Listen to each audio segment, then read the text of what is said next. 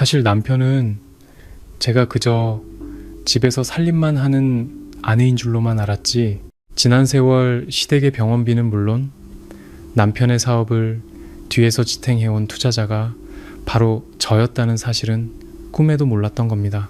남편이 자신만만하게 던진 그 한마디가 자신의 인생을 지탱하던 마지막 동아줄을 스스로 끊어버리는 말이 될 줄은 상상도 못했을 겁니다.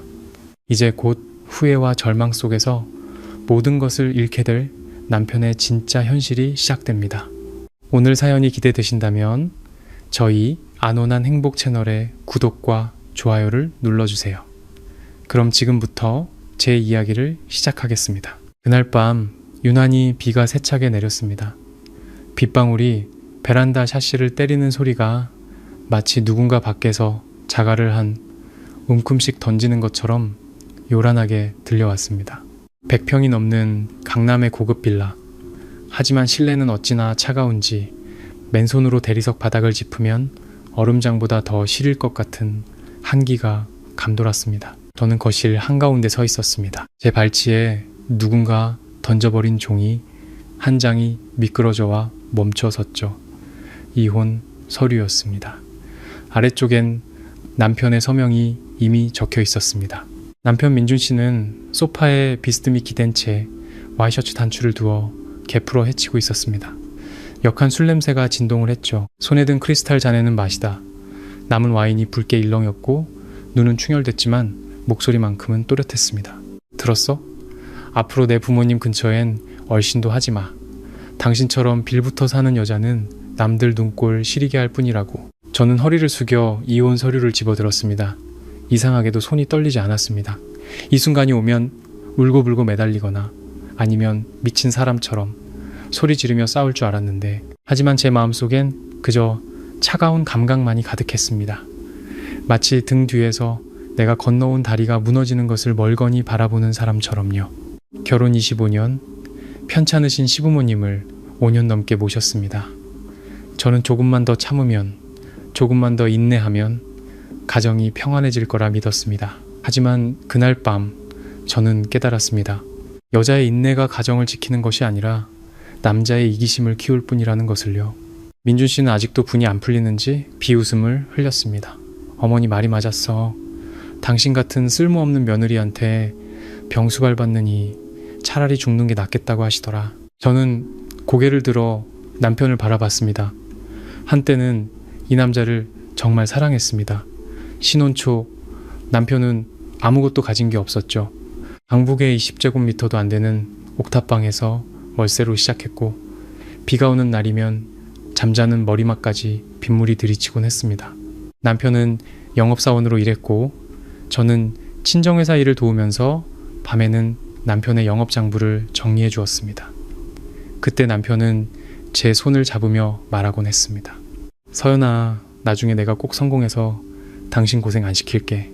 저는 그 말을 믿었습니다. 제 아버지가 반대하는 걸 무릅쓰고 결혼할 만큼요. 아버지는 서재에서 담배를 피우며 물으셨죠. 정말 괜찮겠니?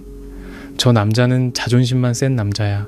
가난할수록 자격지심만 커지는 법이지. 나중에 네가 더 잘 나가게 되면 고마워하기는커녕 널 무시할 거다. 저는 그저 웃었습니다. 아버지는 항상 사람을 나쁘게만 보신다고요. 지금 생각해보니 인생을 먼저 산 어른들의 눈은 엑스레이보다 더 정확하다는 걸 알겠습니다. 민준 씨가 비틀거리며 제 앞으로 다가왔습니다. 뭘 봐? 내 부모님한테서 떨어지라고. 내일부터는 내 동생 미나가 부모님 모실 거야. 남은 필요 없으니까. 남? 실소가 터져 나왔습니다. 25년간 며느리로 살며 식사를 챙기고 기저귀를 갈고 약을 챙겨드리고 시아버지 위급하실 땐 밤새워 응급실을 지켰는데 결국 저는 남이었습니다. 더 우스운 건 남편의 여동생 신우이 미나였습니다. 1년에 집에 3번도 찾아오지 않고 명절에 잠깐 들러서는 돈부터 달라고 손을 내밀던 애였죠. 시어머니가 입원했을 땐 피만 보면 어지럽다며 병문안도 피하던 애가 갑자기 부모님을 모시겠다니 무슨 꿍꿍인지 바로 알 수 있었지만 더는 말하고 싶지 않았습니다. 사람은 한번 믿고 싶은 것만 믿기로 작정하면 눈앞에 진실을 가져다 놓아도 보지 못하는 법이니까요. 저는 이혼 서류를 반으로 접어 정리했습니다. 남편이 순간 흠칫하더군요. 제가 이렇게 빨리 동의할 줄은 몰랐던 모양입니다. 저는 남편의 눈을 똑바로 쳐다봤습니다. 당신이 원한다면 오늘부터 시부모님 일에 일절 관여하지 않을게요. 남편이 큰 소리로 웃었습니다. 진작 그렇게 나올 것이지. 여자는 그냥 집에서 밥이나 해. 자기가 뭐 대단한 사람인 줄 착각하지 말고. 그러고는 등을 돌려 TV 볼륨을 최대로 높였습니다. 시끄러운 예능 프로그램의 웃음소리가 텅 빈 집안을 날카롭게 울렸습니다. 저는 잠시 서 있다가 조용히 방으로 올라갔습니다. 등 뒤로 방문이 닫히자 저는 조심스럽게 서랍을 열었습니다. 안에는 검은색 만년필이 있었습니다. 남편의 서명이 적힌 이혼 서류를 책상 위에 올려놓고 제 이름을 적었습니다. 한 획, 한 획, 아주 천천히, 떨림 없이. 잉크가 종이에 스며드는 순간 이상하게도 마음이 가벼워졌습니다. 오랫동안 목에 걸려있던 무거운 쇠사슬이 풀리는 듯한 해방감이었습니다. 서명을 마친 저는 서류 봉투에 넣고 휴대폰을 들었습니다. 개인 변호사에게 전화를 걸었죠. 신호음이 몇 번 울리지 않아 상대방이 받았습니다. 네, 김서연입니다. 내일부터 제 남편 가족에게 지원되던 모든 자금을 중단해 주세요. 수화기 너머로 잠시 침묵이 흘렀습니다. 변호사가 조심스럽게 물었습니다. 확실하신 겁니까, 대표님? 네, 확실해요. 아버님이 계신 요양원, VIP 비용, 남편 회사에 투자된 자금과 보증, 전부 다요. 저는 창가로 걸어갔습니다. 밖에는 여전히 비가 쏟아지고 있었죠. 그리고 제가 남편 명의로 대신 잡아줬던 모든 투자금도 회수 절차 밟아주세요. 네, 알겠습니다. 아, 그리고요. 저는 잠시 눈을 감았습니다. 신우 이 박민아 씨의 신용카드, 부가카드도 정지시켜주세요. 변호사가 나지막이 한숨을 쉬었습니다. 드디어 결심하셨군요. 저는 희미하게 웃었습니다. 사람은 그림자 취급을 너무 오래 당하면 정말로 사라져버리는 법이거든요. 전화를 끊고 옷장을 열어 작은 캐리어를 꺼냈습니다. 25년의 결혼 생활 동안 제 짐은 작은 캐리어 하나에 다 들어갈 정도였습니다. 참 씁쓸했죠. 침대 끝에 걸터 앉아 방안을 둘러봤습니다. 제가 산 스탠드 조명, 제가 고른 커튼, 남편이 제일 좋아한다던 회색 이불까지, 이 집의 모든 것엔 제 손길이 닿아 있었지만 단 하나도 제 것은 없었습니다. 밖에서는 남편의 고함 소리가 들려왔습니다. 김서연, 커피 아직이야? 저는 침묵했습니다. 잠시 후 더 큰 소리가 들렸죠. 서연아. 저는 캐리어에 지퍼를 올렸습니다.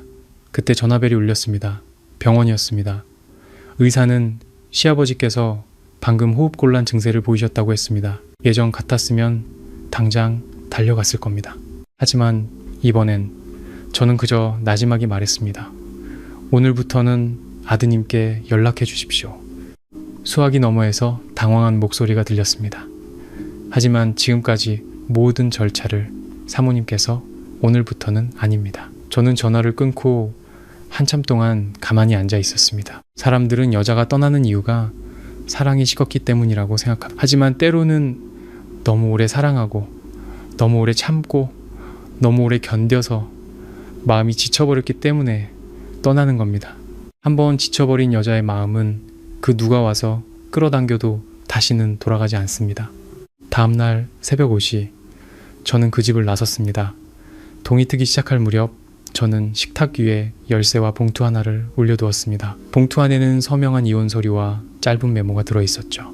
당신이 원하던 대로 오늘부터 당신 가족과 아무 관련 없이 살겠습니다. 캐리어를 끌고 문을 나섰습니다. 등 뒤에는 평생을 살 줄 알았던 집이 있었습니다. 하지만 이상하게도 대문이 닫히는 순간 아프지 않았습니다. 오히려 가벼웠습니다. 마치 25년간 알아온 긴 병에서 막 깨어난 사람처럼요. 남편은 아직 몰랐습니다. 어젯밤 자신이 뱉은 말이 제 인생의 마지막 구명줄을 스스로 끊어버린 것이라는 사실을요. 남편은 아침 8시가 다 되어서야 잠에서 깼습니다.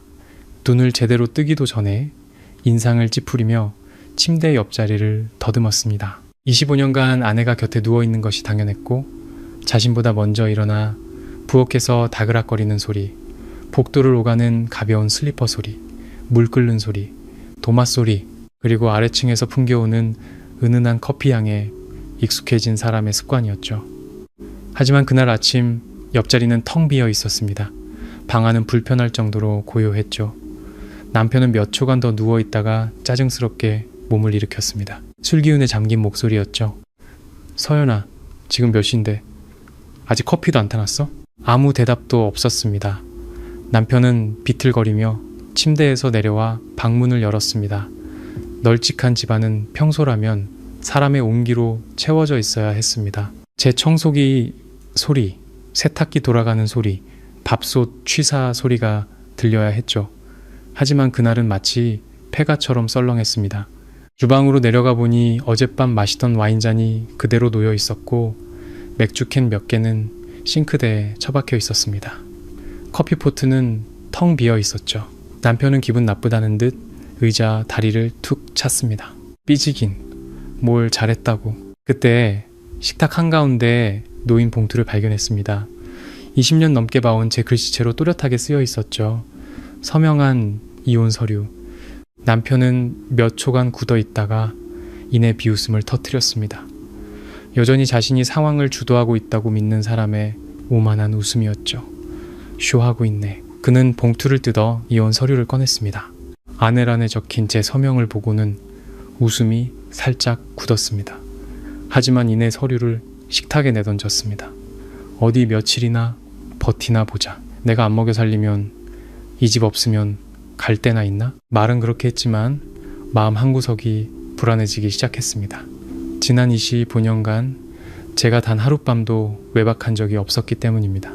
아무리 화가 나도 시어머니에게 모진 말을 들어도 남편이 만취해 새벽에 들어와도 저는 그저 묵묵히 뒷정리를 하고 다음날 아침이면 어김없이 아침상을 차렸습니다.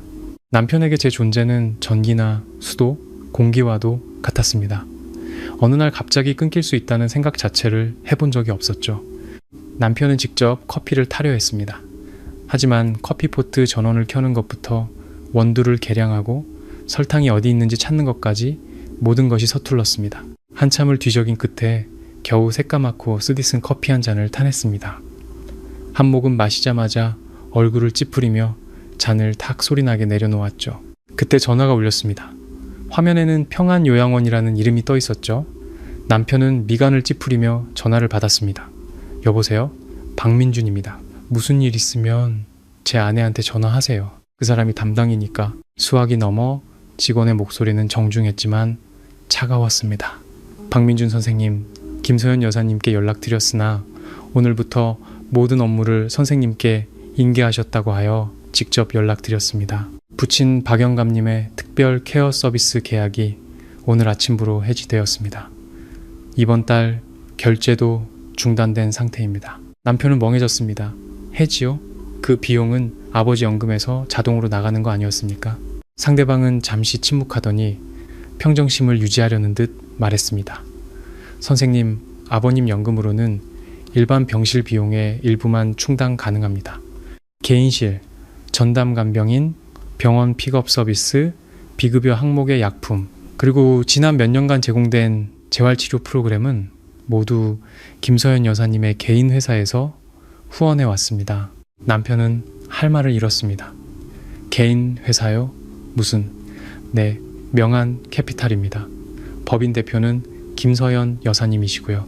남편은 주방 한가운데서 못 박힌 듯 서 있었습니다. 명한 캐피탈은 낯선 이름이 아니었습니다. 자신의 회사가 자금난으로 어려울 때 몇 번 도움을 줬던 큰 투자사였죠. 하지만 남편의 머릿속에서 그 회사는 그저 유능한 어느 사업가의 것이었지, 매일 집에서 수수한 옷차림으로 장을 보고 밥을 하고 자기 부모님을 돌보던 아내와는 전혀 상관없는 곳이었습니다. 남편은 억지로 목소리를 쥐어짰습니다. 뭔가 착각하신 겁니다. 제 아내는 그냥 집에서 살림하는 사람입니다. 직원은 기계적인 목소리로 답했습니다. 선생님, 모든 결제 기록이 서류로 남아 있습니다. 오늘 중으로 새로운 보증금 납부가 이루어지지 않으면 아버님을 다인실로 옮기거나 가족분들께 퇴원 조치를 요청드릴 수밖에 없습니다. 안 됩니다. 아버지는 지금 편찮으시다고요. 당신들 그렇게 무책임하게 죄송합니다만 김서연 여사님께서 보증하신 특별계약은 이미 종료되었습니다. 전화가 끊기고 남편은 한참을 멍하니 서 있었습니다. 그는 곧바로 동생 미나에게 전화를 걸었습니다. 그래, 어젯밤 미나가 이제 자기가 부모님을 모시겠다고 했었지. 친딸인데 설마 모른 척 하겠어? 신호가 한참 간 뒤에야 전화가 연결되었습니다. 수화기 너머로 시끄러운 차 소리와 웃음소리가 들려왔습니다. 오빠, 웬일이야? 이 아침부터? 미나야, 너 어디야? 나 친구들이랑 제주도 여행 왔지. 왜? 남편은 소리를 지를 뻔했습니다. 네가 부모님 모신다며 방금 요양원에서 전화 왔어. 지원 다 끊겼다고. 당장 돌아와. 미나는 딱 2초간 침묵하더니 짜증 섞인 목소리로 쏘아붙였습니다. 오빠 제정신이야? 그건 그냥 새언니기 좀 죽이려고 해본 소리지. 진짜로 누가 모신대? 그리고 이번 달에 새언니가 생활비 3천만 원 아직 안 보내줬어. 오빠가 보내달라고 좀 해줘. 내 카드값 연체 직전이란 말이야. 남편은 머리가 띵했습니다. 3천만 원? 무슨 돈이야? 어머, 오빠 몰랐어? 몇 년 전부터 새언니가 나한테 부모님 용돈이랑 잡다한 비용 쓰라고 매달 보내줬잖아. 오빠는 모르는 척하지 마. 이제 와서 새언니가 오빠한테 화났으면 오빠가 알아서 풀어줘야지. 미나야, 나 지금 너한테 줄 돈 없어. 수화기 넘어 목소리가 순식간에 차가워졌습니다. 돈도 없으면서 전화는 왜 했어? 장남이라며. 어제는 큰 소리 뻥뻥 치더니 미나는 그대로 전화를 끊어버렸습니다. 남편은 휴대폰 화면을 보며 처음으로 이 집안에 무언가가 아주 빠르게 무너져 내리고 있다는 것을 느꼈습니다. 손을 쓸 틈도 없이 말이죠. 정신을 차리기도 전에 전화가 다시 울렸습니다. 이번엔 회사 재무팀장이었습니다. 박 부장, 지금 당장 회사로 좀 와. 명한 캐피탈에서 박 부장 개인 대출금 회수 요청 공문을 보냈어. 그리고 우리 회사 중부지방 프로젝트에 걸려있던 보증도 전부 철회했어. 사장님 지금 난리 나셨다. 남편은 마른 침을 삼켰습니다. 그게 무슨... 그건 회사 대출이지 않습니까? 시치미 떼지 마. 서류에 보증 담보가 전부 김서연 씨 개인 자산이랑 연계되어 있다고 명시되어 있잖아. 도대체 어젯밤에 무슨 짓을 한 거야? 아내한테. 남편은 대답할 수 없었습니다. 그는 허둥지둥 옷을 갈아입었습니다. 옷장을 열자 어제 제가 다려놓은 양복이 가지런히 걸려 있었고 넥타이와 닦아놓은 구두까지 완벽하게 준비되어 있었습니다. 지금까지 이 모든 것을 당연하게 여겨왔던 자신이 떠올랐습니다. 혼란스러운 상태로 차를 몰고 집을 나섰습니다. 도중에 요양원에서 다시 전화가 왔습니다. 아버지가 호흡곤란으로 병원으로 이송해야 하니 보호자 동의 서명이 필요하다고 했습니다. 남편은 짜증을 내며 기다리라고 했지만 수화기 너머에서는 딱 한마디만 들려왔습니다. 예전에는 김서연 여사님께서 항상 30분 안에 도착하셨습니다. 그 말은 따기처럼 날아와 꽂혔습니다. 남편은 핸들을 꽉 쥐었습니다. 화를 내고 싶었고 제게 무정하다고 욕하고 싶었습니다. 그저 홧김에 아내가 버리는 복수극일 뿐이라고 스스로를 위로하고 싶었죠. 하지만 마음속 깊은 곳에서 오래된 벽의 균열처럼 진실이 모습을 드러내기 시작했습니다. 지난 세월 이 집이 굳건히 서 있었던 것은 자신이 아니었습니다. 술자리에서 늘어놓던 그의 허풍도 장남이라는 직책도 아니었습니다. 이 모든 것을 지탱한 것은 바로 자신이 빌부터 산다고 모욕했던 아내, 바로 저였습니다.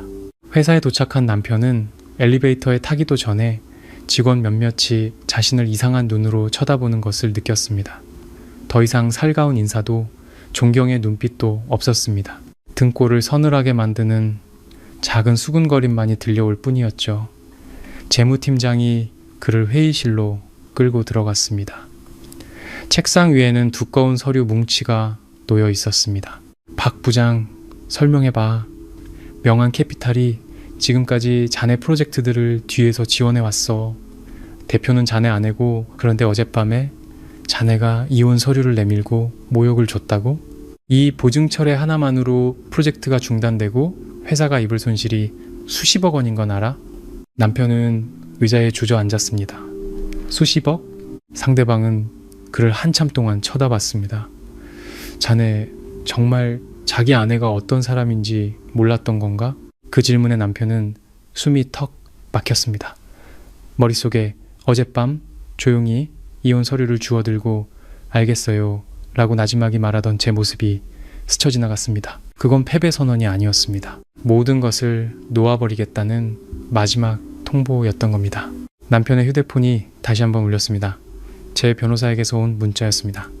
박민준 씨, 김서연 대표님께서 이혼 소송을 접수하셨습니다. 금일부터 모든 연락은 변호사를 통해 주시기 바랍니다.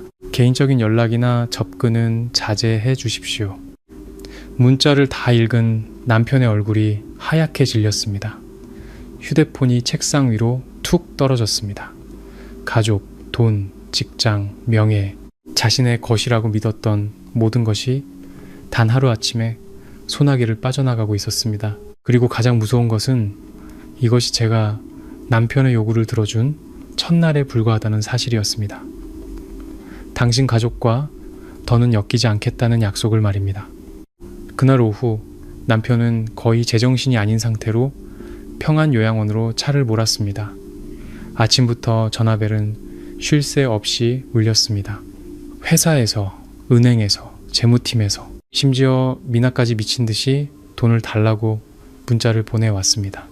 하지만 남편을 가장 괴롭혔던 것은 그런 전화들이 아니었습니다. 모두가 자신에 대한 어떤 비밀을 알고 있는 듯한 태도, 그리고 오직 자신만이 그 비밀을 가장 마지막에 알게 된 사람이라는 사실이었습니다. 요양원 로비에 들어서자마 자분위기가 다른 것을 느꼈습니다. 예전에는 그가 올 때마다 안내 직원이 환하게 웃으며 인사했죠. 박민주님, 아버님 뵈러 오셨어요? 하지만 오늘은 아니었습니다. 직원은 고개만 까딱 들어 그를 쳐다보고는 다시 자기 일에 몰두했습니다. 남편은 기분이 상해 데스크로 다가갔습니다. 아버지 어디 계십니까? 직원은 컴퓨터 모니터를 쳐다보며 건조하게 말했습니다. 박영감님은 일반 병동으로 옮겨졌습니다. 뭐라고요? 오전에 VIP 서비스가 해지되었기 때문입니다. 남편은 주먹을 꽉 쥐었습니다. 당신들 일리 따위로 해? 우리 아버지 편찮으시다고. 선생님, 병원 측에서 추가 비용 납부를 위해 가족분들께 계속 연락드렸지만 응답이 없으셨습니다. 내 아내는 어디 있소? 김서연 여사님께서는 모든 보증 책임을 종료하셨습니다. 하루 종일 망치처럼 머리를 때리던 그 말이 또 반복되었습니다. 책임 종료. 마치 하룻밤 사이에 제가 정말 그의 인생에서 증발해버린 것 같았죠. 남편은 건물 뒤편의 일반 병동으로 빠르게 걸어갔습니다. 안으로 들어갈수록 풍경은 달라졌습니다. VIP 병동에 은은한 아로마 향이나 피아노 음악은 없었습니다. 대신 소독약 냄새, 노인들의 마른 기침 소리, 지지직거리는 TV 소리, 그리고 낡은 노란색 조명이 그를 맞았습니다. 시아버지는 창가 쪽 침대에 누워 계셨습니다.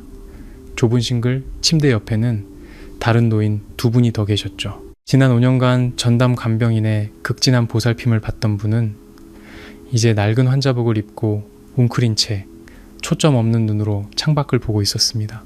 남편은 그 자리에 멈춰 섰습니다.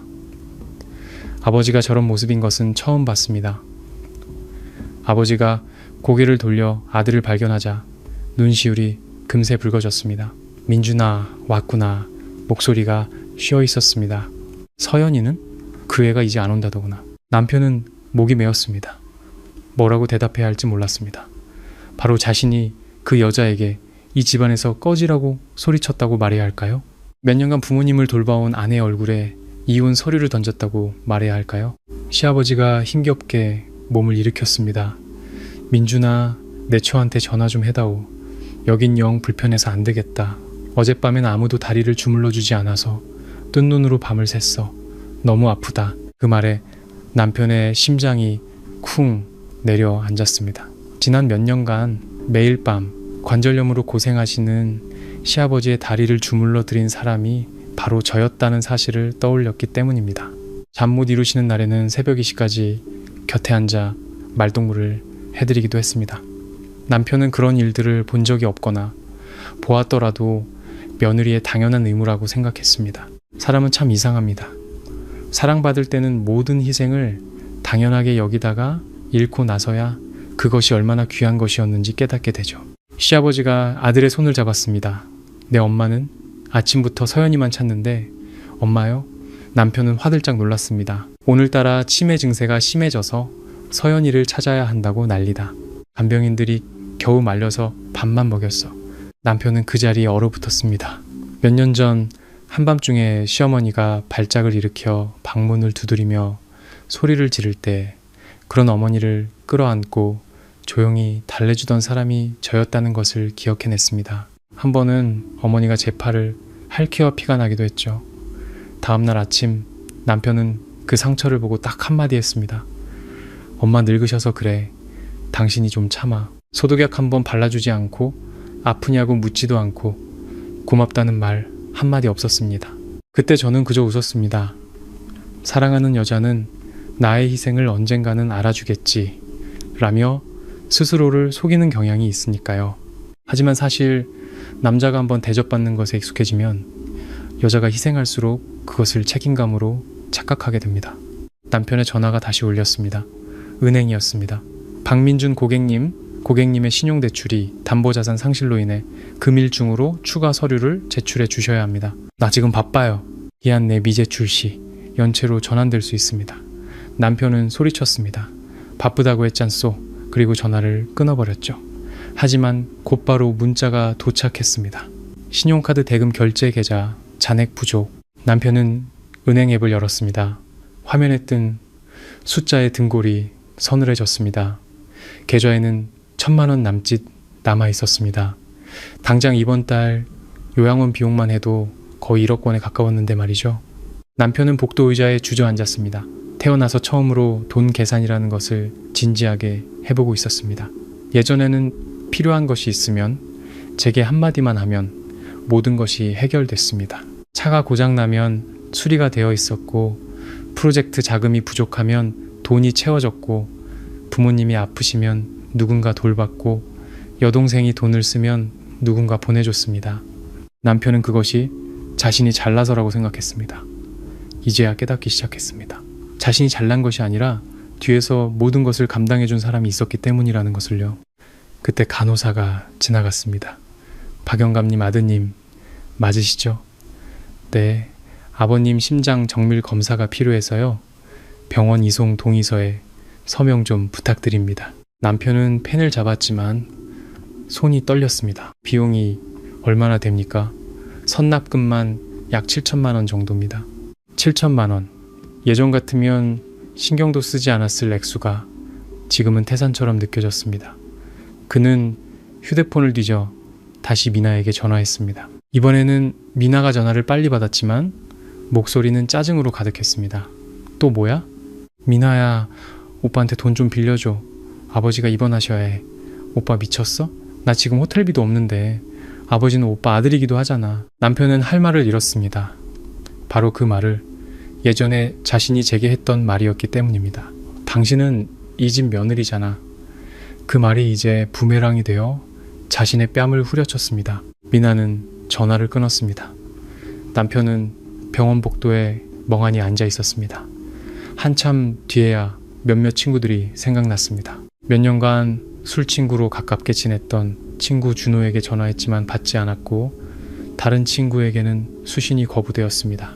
마지막으로 전화한 친구는 전화를 받긴 했지만 돈을 빌려달라는 말에 잠시 침묵하더니 나지막이 말했습니다. 미안하다, 민준아. 나도 요즘 좀 어렵다. 그리고는 서둘러 전화를 끊었습니다. 남편은 까맣게 변한 휴대폰 화면을 보며 씁쓸한 사실을 깨달았습니다. 자신을 둘러싼 많은 관계들이 사실은 자신의 돈과 지위, 이용 가치가 있을 때만 존재했다는 것을, 그리고 그 모든 것들은 대부분 제가 뒤에서 조용히 받쳐주고 있었던 것이라는 것을요. 어느덧 해가 지고 제가 집을 떠나던 그날 밤처럼 비가 내리기 시작했습니다. 남편은 병원 처마 밑에 서서 바쁘게 지나가는 사람들을 바라봤습니다. 몇 년 만에 처음으로 두려움을 느꼈습니다. 돈을 잃을까봐 두려운 게 아니었습니다. 더 이상 뒤에 아무도 없다는 사실이 두려웠습니다. 그때 휴대폰이 울렸습니다.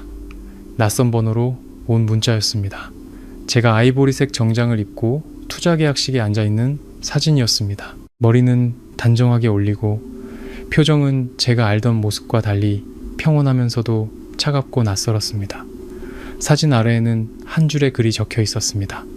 김서연 대표님이 평범한 주부인 줄 아셨나요? 남편은 그 사진을 한참 동안 들여다봤습니다. 그리고 난생 처음으로 어쩌면 지난 25년간 가장 어리석었던 사람은 제가 아니라 바로 자기 자신이었을지도 모른다는 생각을 하기 시작했습니다. 그날 밤 남편은 집에 돌아가지 않았습니다. 병원에서 아버지를 간호하고 싶어서가 아니었습니다. 돌아갈 용기가 나지 않았기 때문입니다. 지난 20여 년간 그 고급 빌라는 항상 불이 켜져 있었고 문을 열어주는 사람이 있었고 밤십시든 새벽이시든 돌아가면 먹을 수 있는 따뜻한 밥이 있었습니다. 하지만 이제 텅 빈 그 집에 들어설 생각을 하니 등골이 오싹했습니다. 그는 병원 복도에 있는 플라스틱 의자에 웅크리고 앉았습니다. 소독약 냄새, 환자, 이송용, 침대 바퀴 소리, 다른 보호자들의 한숨 소리가 공간을 숨막히게 했습니다. 남편은 자신의 구두를 내려다봤습니다. 며칠 전까지만 해도 반짝이던 구두는 빗물과 흙먼지로 얼룩져 있었습니다. 이상하게도 사람은 추락하기 시작하면 예전에는 보이지 않던 것들이 보이기 시작합니다. 구겨진 셔츠, 더러워진 신발, 다른 사람의 차가운 눈빛 하나에도 가슴이 철렁 내려앉게 되죠. 남편의 전화가 다시 울렸습니다. 회사 인사팀장이었습니다. 박 부장님, 내일 아침 일찍 이사회에 출석하셔야겠습니다. 또 무슨 일입니까? 수화기 너머에서 잠시 머뭇거리는 소리가 들렸습니다. 현재 사내에 부장님의 사생활과 관련된 녹취 파일이 퍼지고 있습니다. 남편은 심장이 멎는 것 같았습니다. 녹취요? 무슨 박 부장님께서 사모님께 폭언하신 내용입니다. 남편은 벌떡 일어났습니다. 누가 그런 짓을... 그건 아직... 하지만 남편은 이미 짐작하고 있었습니다. 저 말고 누가 이 모든 것을 이렇게 뒤흔들 수 있겠습니까? 그는 이를 갈았습니다. 서연이. 하루 종일 남편은 처음으로 저를 그 여자라고 부르지 않았습니다. 사람은 높은 곳에 있을 때 남을 깎아내리는 호칭으로 부르기를 좋아합니다. 하지만 추락하기 시작하면 자신을 일으켜 세워줬던 사람의 진짜 이름을 기억해내기 마련이죠. 남편이 다시 의자에 앉았을 때 응급실 문이 열렸습니다. 의사가 마스크를 벗으며 나왔습니다. 박영감님, 보호자분? 접니다. 고비는 넘기셨습니다만 심장 상태가 좋지 않아 더 나은 치료 환경으로 옮기시는 게 좋겠습니다. 남편이 나지막이 물었습니다. 비용이 얼마나 드나요? 일단 2억 정도 필요합니다. 남편은 그 자리에 얼어붙었습니다. 2억. 예전에는 거래처 선물로 그만한 시계를 사주고 친구들 생일 파티를 성대하게 열어주고 단지 과시하기 위해 술값을 전부 계산하기도 했습니다. 하지만 이제 아버지의 병원비 앞에서 그 돈을 어디서 구해야 할지 막막했습니다. 의사는 남편을 한참 보더니 덧붙였습니다. 예전에 김소연 여사님께서는 항상 몇 달치를 선납해 두셨습니다. 아버님 진료 기록에 공백이 생긴 적이 거의 없었죠. 그 말은 칼날이 되어 남편의 가슴을 후벼 팠습니다. 수많은 기억이 떠올랐습니다.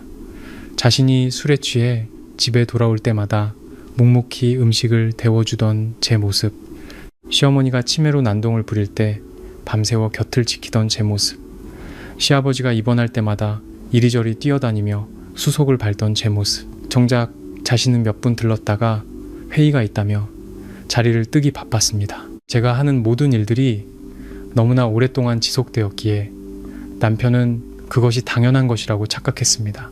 사람은 비 오는 날 문 밖에 서봐야 비로소 지붕의 소중함을 아는 법입니다. 자정 무렵 미나에게서 전화가 왔습니다. 아버지가 걱정되어 전화한 줄 알았지만 수화기 너머에서는 고함이 터져 나왔습니다. 오빠, 지금 어디야? 병원이다. 병원은 무슨... 사첩자들이 우리 집까지 찾아온 거 알아? 남편은 미간을 찌푸렸습니다. 빚? 무슨 빚? 카드론, 소비자 금융, 뭐 그런 거지. 전에는 새언니가 다 막아줘서 걱정 없었는데 남편은 멍해졌습니다. 얼만데? 거의 7억. 뭐라고? 미나가 울음을 터뜨렸습니다. 오빠는 내가 뭘로 사는 줄 알았어. 한 달에 명품백 사고 화장품 사고 피부과 가는 돈만 몇 천만 원이야. 남편은 머릿속이 하얘졌습니다. 예전에 미나가 돈을 달라고 할 때마다 그는 제게 짜증을 냈습니다. 당신이 형님이잖아. 내 동생 좀 챙겨주는 게 그렇게 힘들어? 한 번은 제가 조심스럽게 미나를 독립시켜야 한다고 말했다가 시부모님 앞에서 호되게 야단을 맞기도 했습니다. 내가 번 돈 내 동생한테 쓰는 게 그렇게 아까워? 이제와 생각한 이 헛웃음만 나왔습니다. 그 돈은 자기 돈이 아니었는데 말이죠. 미나는 전화기 너머에서 계속 울부짖었습니다. 오빠가 도와줘야 해. 듣자 하니 새언니 돈 엄청 많다며. 가서 빌어. 싹싹 빌라고. 남편은 비웃었습니다. 메마르고 처절한 웃음이었습니다. 지난 세월 이 가족 모두가 저를 말하는 현금 인출기처럼 여겨왔던 겁니다. 필요할 땐 우리 식구, 필요 없을 땐 남. 남편은 지친 목소리로 전화를 끊고 복도에 몇 시간이고 앉아 있었습니다. 새벽 2시가 되어서야 그는 집으로 차를 몰았습니다. 칠흑 같은 어둠에 잠긴 빌라. 남편은 대문 앞에 한참을 서 있었습니다.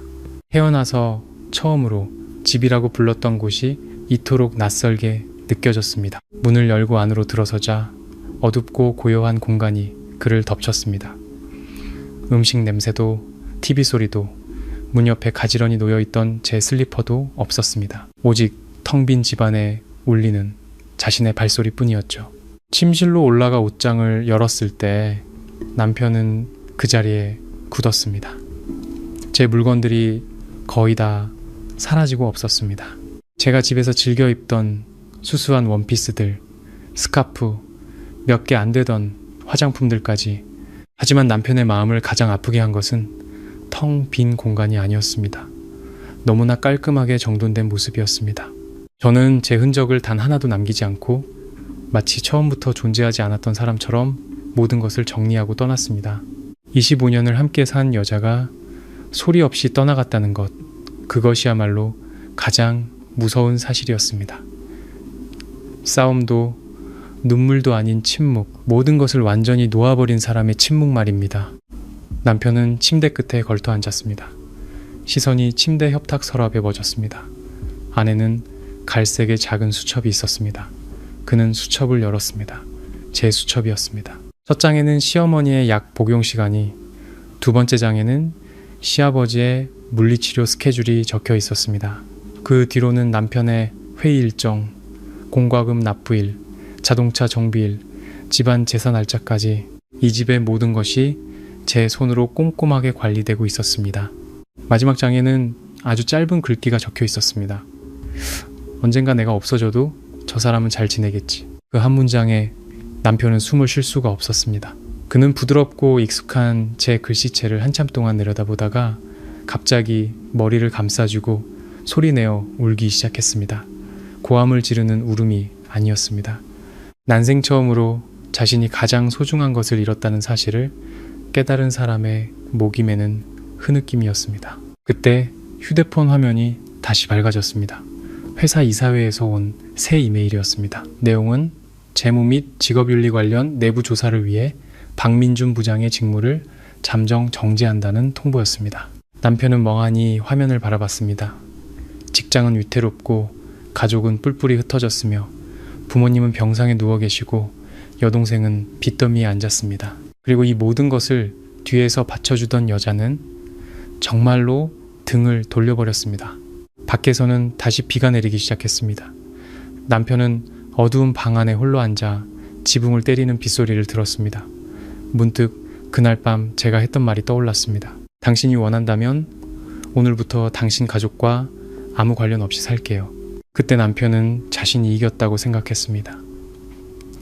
하지만 이제야 알았습니다. 그것은 협박이 아니라 선고였다는 것을요. 다음날 아침 남편은 평소보다 일찍 회사에 도착했습니다. 부지런해서가 아니라 잠을 한숨도 잘 수 없었기 때문입니다. 밤새도록 침대 끝에 미동도 없이 앉아 제 수첩을 동이 틀 때까지 들여다봤습니다. 종이 한 장 한 장이 마치 소리 없는 뺨따기처럼 그의 얼굴을 때리는 것 같았습니다. 어머니의 약, 아버지의 병원 예약, 친척 조카의 학비, 납부일, 심지어 자신이 위가 안 좋다는 이유, 워드로 당이 적은 차를 사다 놓는 것까지 25년. 저는 그의 등 뒤에서 그림자처럼 살았습니다. 너무나 조용해서 그 자신조차도 제가 한 명의 인간이라는 사실을 잊고 살았습니다. 회사 로비에 들어서자 분위기가 싸늘했습니다. 매일같이 웃으며 인사하던 안내 직원들은 마지못해 고개를 숙이고는 시선을 피했습니다. 엘리베이터 근처에 모여있던 직원들은 그가 다가가자 입을 꾹 다물었습니다. 그가 지나치자등 뒤에서 작은 수근거림이 들려왔습니다. 저 사람이야? 아내한테 빌부터 산다고 욕했다는 사람. 듣자 하니 아내가 이 회사 뒷배였다는데 남편은 주먹을 꽉 쥐었습니다. 굴욕감의 목덜미부터 얼굴까지 뜨거워졌습니다. 그는 항상 다른 사람들에게 선망의 대상이 되는 것을 즐겼습니다.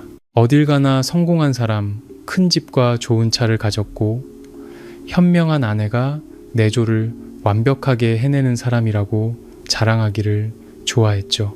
하지만 이제 그 껍데기가 모든 사람 앞에서 산산조각 나고 있었습니다. 회의실에 들어서자 이사진이 모두 앉아 있었습니다. 사장님이 그를 한참 쳐다보더니 말했습니다.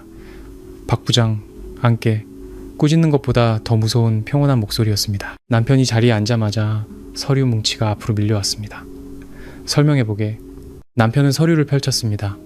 안에는 명한 캐피탈과 관련된 모든 개인 대출 서류, 재무보증서, 투자계약서가 들어있었습니다. 제 이름이 모든 페이지마다 빼곡하게 적혀 있었죠. 지금까지 남편은 이런 서류들을 제대로 읽어본 적이 없었습니다. 그저 서명만 하고 모든 일이 순조롭게 풀리는 것은 자신이 유능하기 때문이라고 당연하게 생각했습니다. 사장님이 손가락으로 책상을 톡톡 두드렸습니다.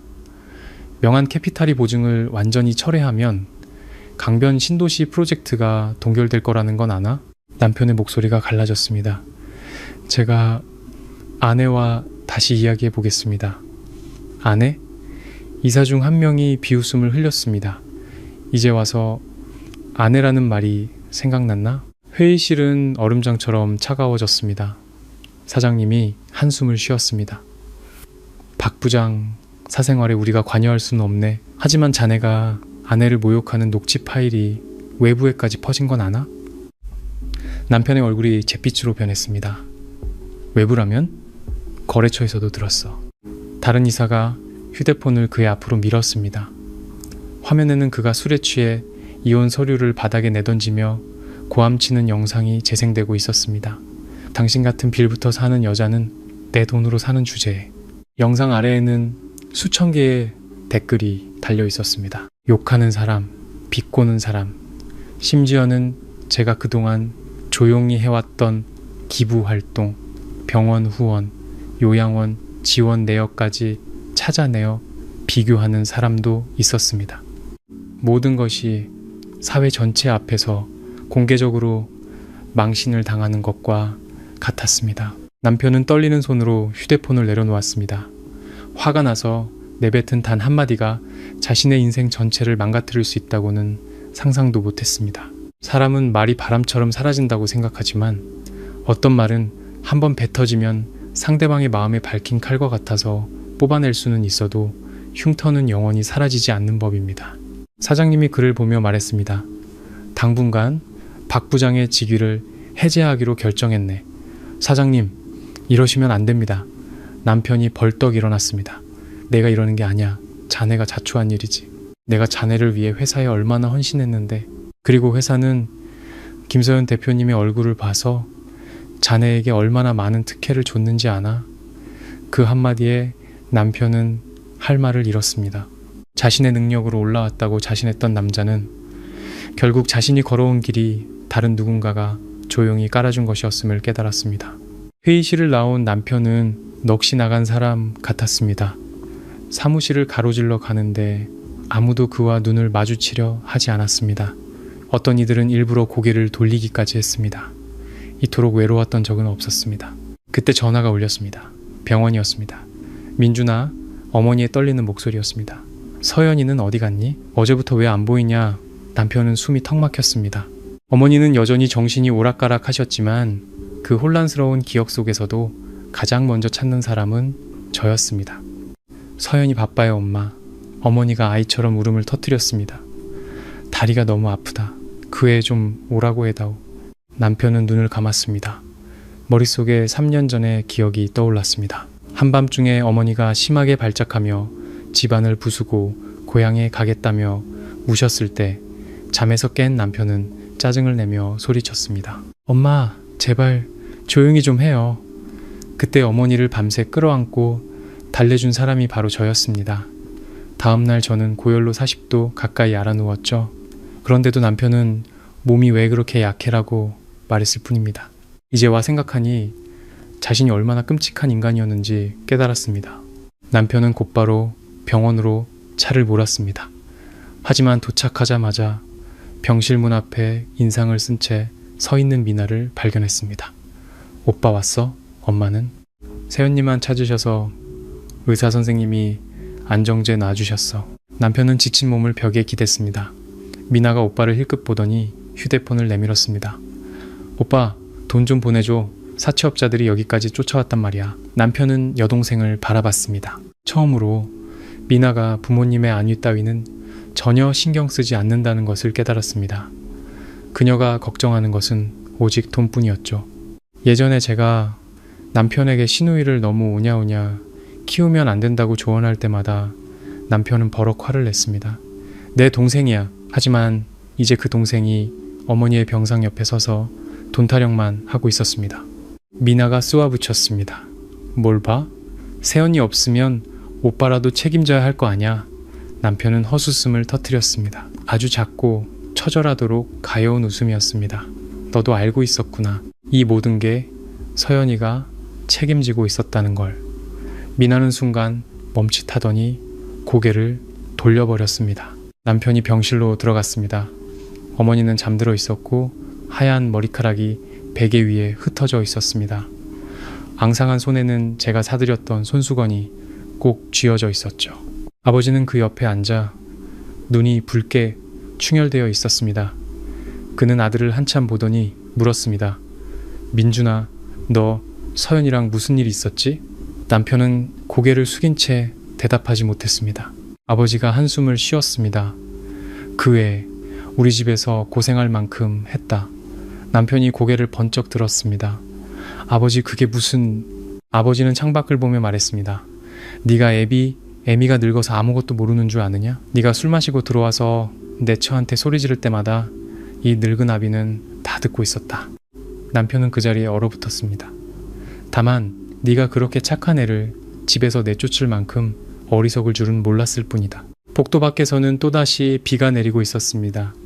남편은 어머니의 병상 옆에 서서 처음으로 더 이상 도망칠 곳이 없다고 느꼈습니다. 이제는 항상 자기 편이었던 아버지마저 자신에게 실망하기 시작했으니까요. 사흘 뒤 남편은 회사에서 모든 접근 권한이 차단되었습니다.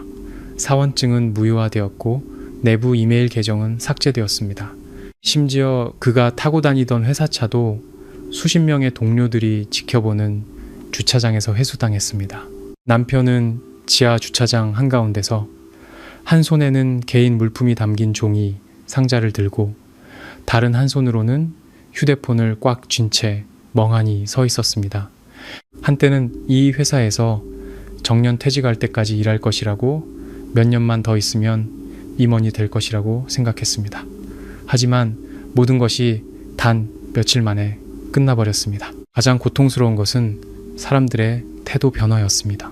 박 부장님이라며 고개 숙이던 사람들, 술잔을 부딪히며 아부하던 사람들, 도움을 청하던 사람들이 이제는 그를 골칫거리처럼 피했습니다.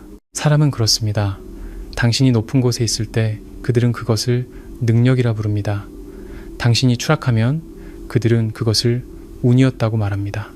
따가운 햇볕 아래 회사를 나온 남편의 전화가 다시 울렸습니다. 병원에서 어머니의 상태가 위중해져 저를 계속 찾는다는 전화였습니다. 남편은 지친 눈을 감았습니다.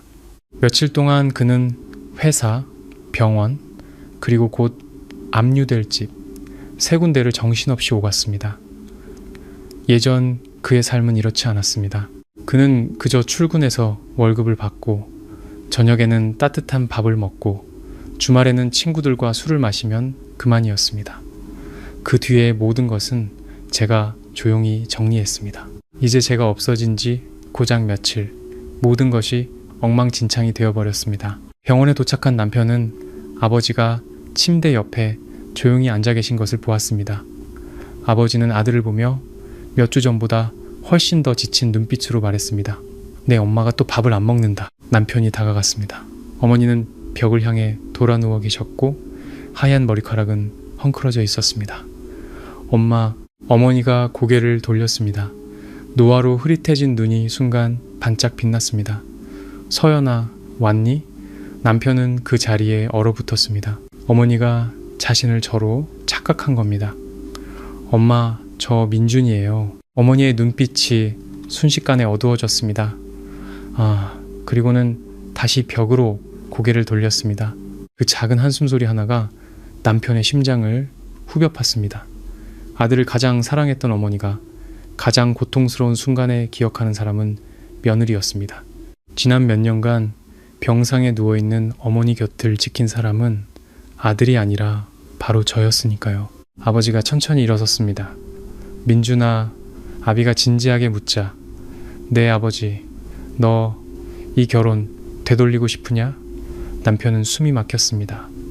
네, 처음에는 자존심 때문에 화가 났지만 이제는 모든 것을 잃어가면서 자신이 무엇을 잃었는지 똑똑히 알게 되었습니다. 돈도 집도 아니었습니다. 자신에게 유일하게 진심이었던 사람이었습니다. 서연이를 만나고 싶어요. 아버지는 아들을 한참 보더니 한숨을 쉬었습니다. 늦었다. 그 두 글자가 남편의 온몸을 차갑게 만들었습니다. 민준아, 이 아비가 뭘 가장 후회하는지 아느냐? 아버지는 늙고 떨리는 자신의 손을 내려다봤습니다. 네가 내 처에게 못되게 구는 것을 여러 번 보고도 침묵했던 것이다. 나는 여자가 시집을 오면 참고 살아야 하는 줄 알았다. 그 애가 착해서 조금 힘들어도 곁에 있어줄 거라고 생각했지. 하지만 내가 틀렸다. 창밖으로 저녁 노을이 지고 있었습니다. 병실에는 심박 측정기 소리만 규칙적으로 울렸습니다. 아버지가 쉰 목소리로 말을 이었습니다. 서연이는 우리 집에 빚진 게 하나도 없다. 오히려 우리 온 가족이 그 애에게 너무 큰 빚을 졌어.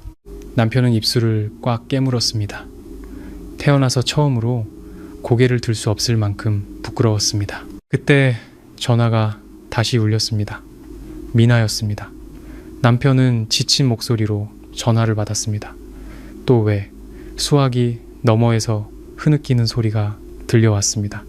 오빠, 나 좀 살려줘. 또 무슨 일이야? 채권자들이 집에 쳐들어와서 짐을 다 빼앗아 갔어. 남편은 눈을 감았습니다. 네가 만든 일이니 네가 해결해. 오빠, 어떻게 그런 말을 해? 내가 오빠 동생이잖아. 남편은 씁쓸하게 웃었습니다. 이제 와서 내가 오빠라는 게 생각났냐? 미나는 잠시 할 말을 잃더니 소리를 지르기 시작했습니다. 이게 다 세연이 때문이야. 그 여자가 집만 안 나갔어도 이렇게 되진 않았을 거라고. 그 말에 며칠 만에 처음으로 남편은 정말로 화가 났습니다. 그만해. 미나가 입을 다물었습니다. 남편은 휴대폰을 쥔 손이 하얗게 질릴 정도로 힘을 주었습니다. 네가 무슨 자격으로 서연이를 탓해? 몇 년 동안 그 사람 돈으로 살았으면서 이제 와서 남 탓할 면목이 있어? 오빠가 지금 그 여자 편드는 거야. 편드는 게 아니야. 내가 너무 오랫동안 눈이 멀었던 거지.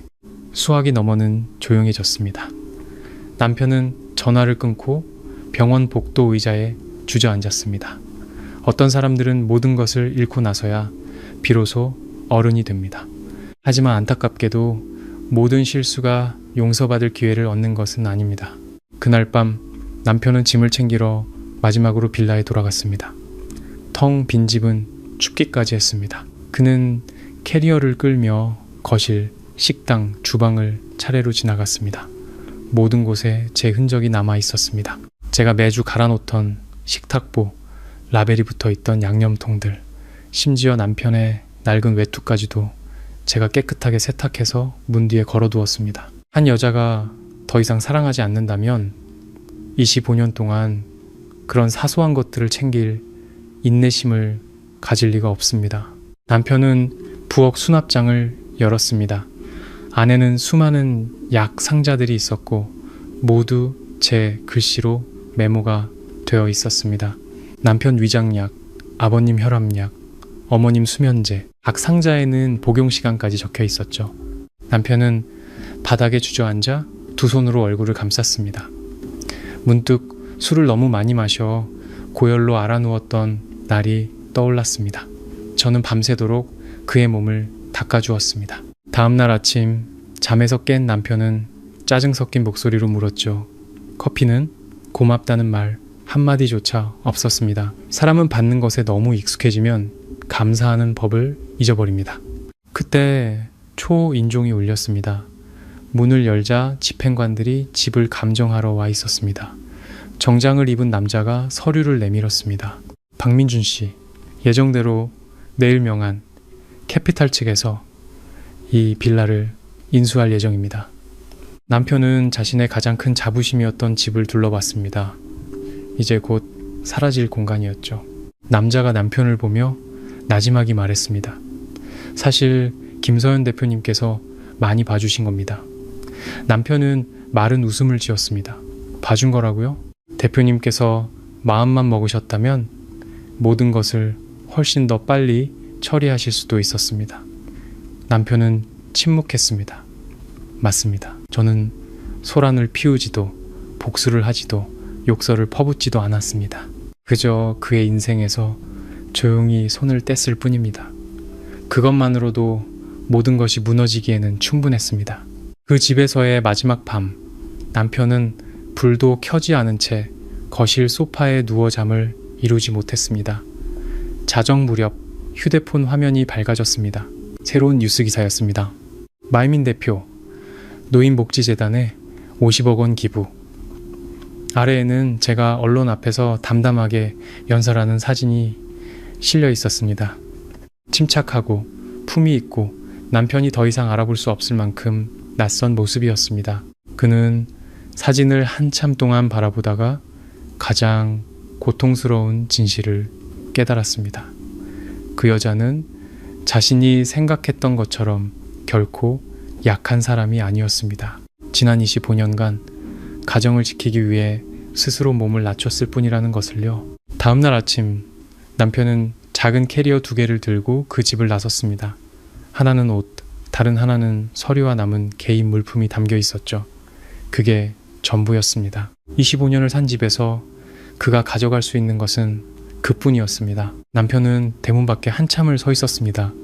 밤새 내린 비 때문에 하늘은 잿빛이었고 빌라 단지는 유난히 춥게 느껴졌습니다. 명한 캐피탈의 직원들이 안에서 자산을 확인하고 있었습니다. 그를 지나치는 사람들은 정중하게 고개를 숙였지만 아무도 말을 걸지 않았습니다.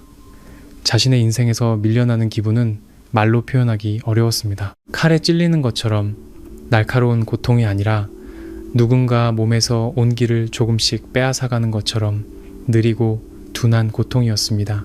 남편은 캐리어를 차에 싣고 어디로 가야 할지 막막했습니다.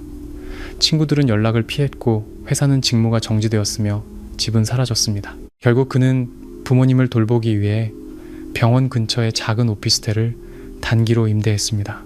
40제곱미터도 안 되는 작은 방, 낮은 천장, 하얀 벽, 그리고 창가에 놓인 작은 책상과 싱글 침대가 전부였습니다.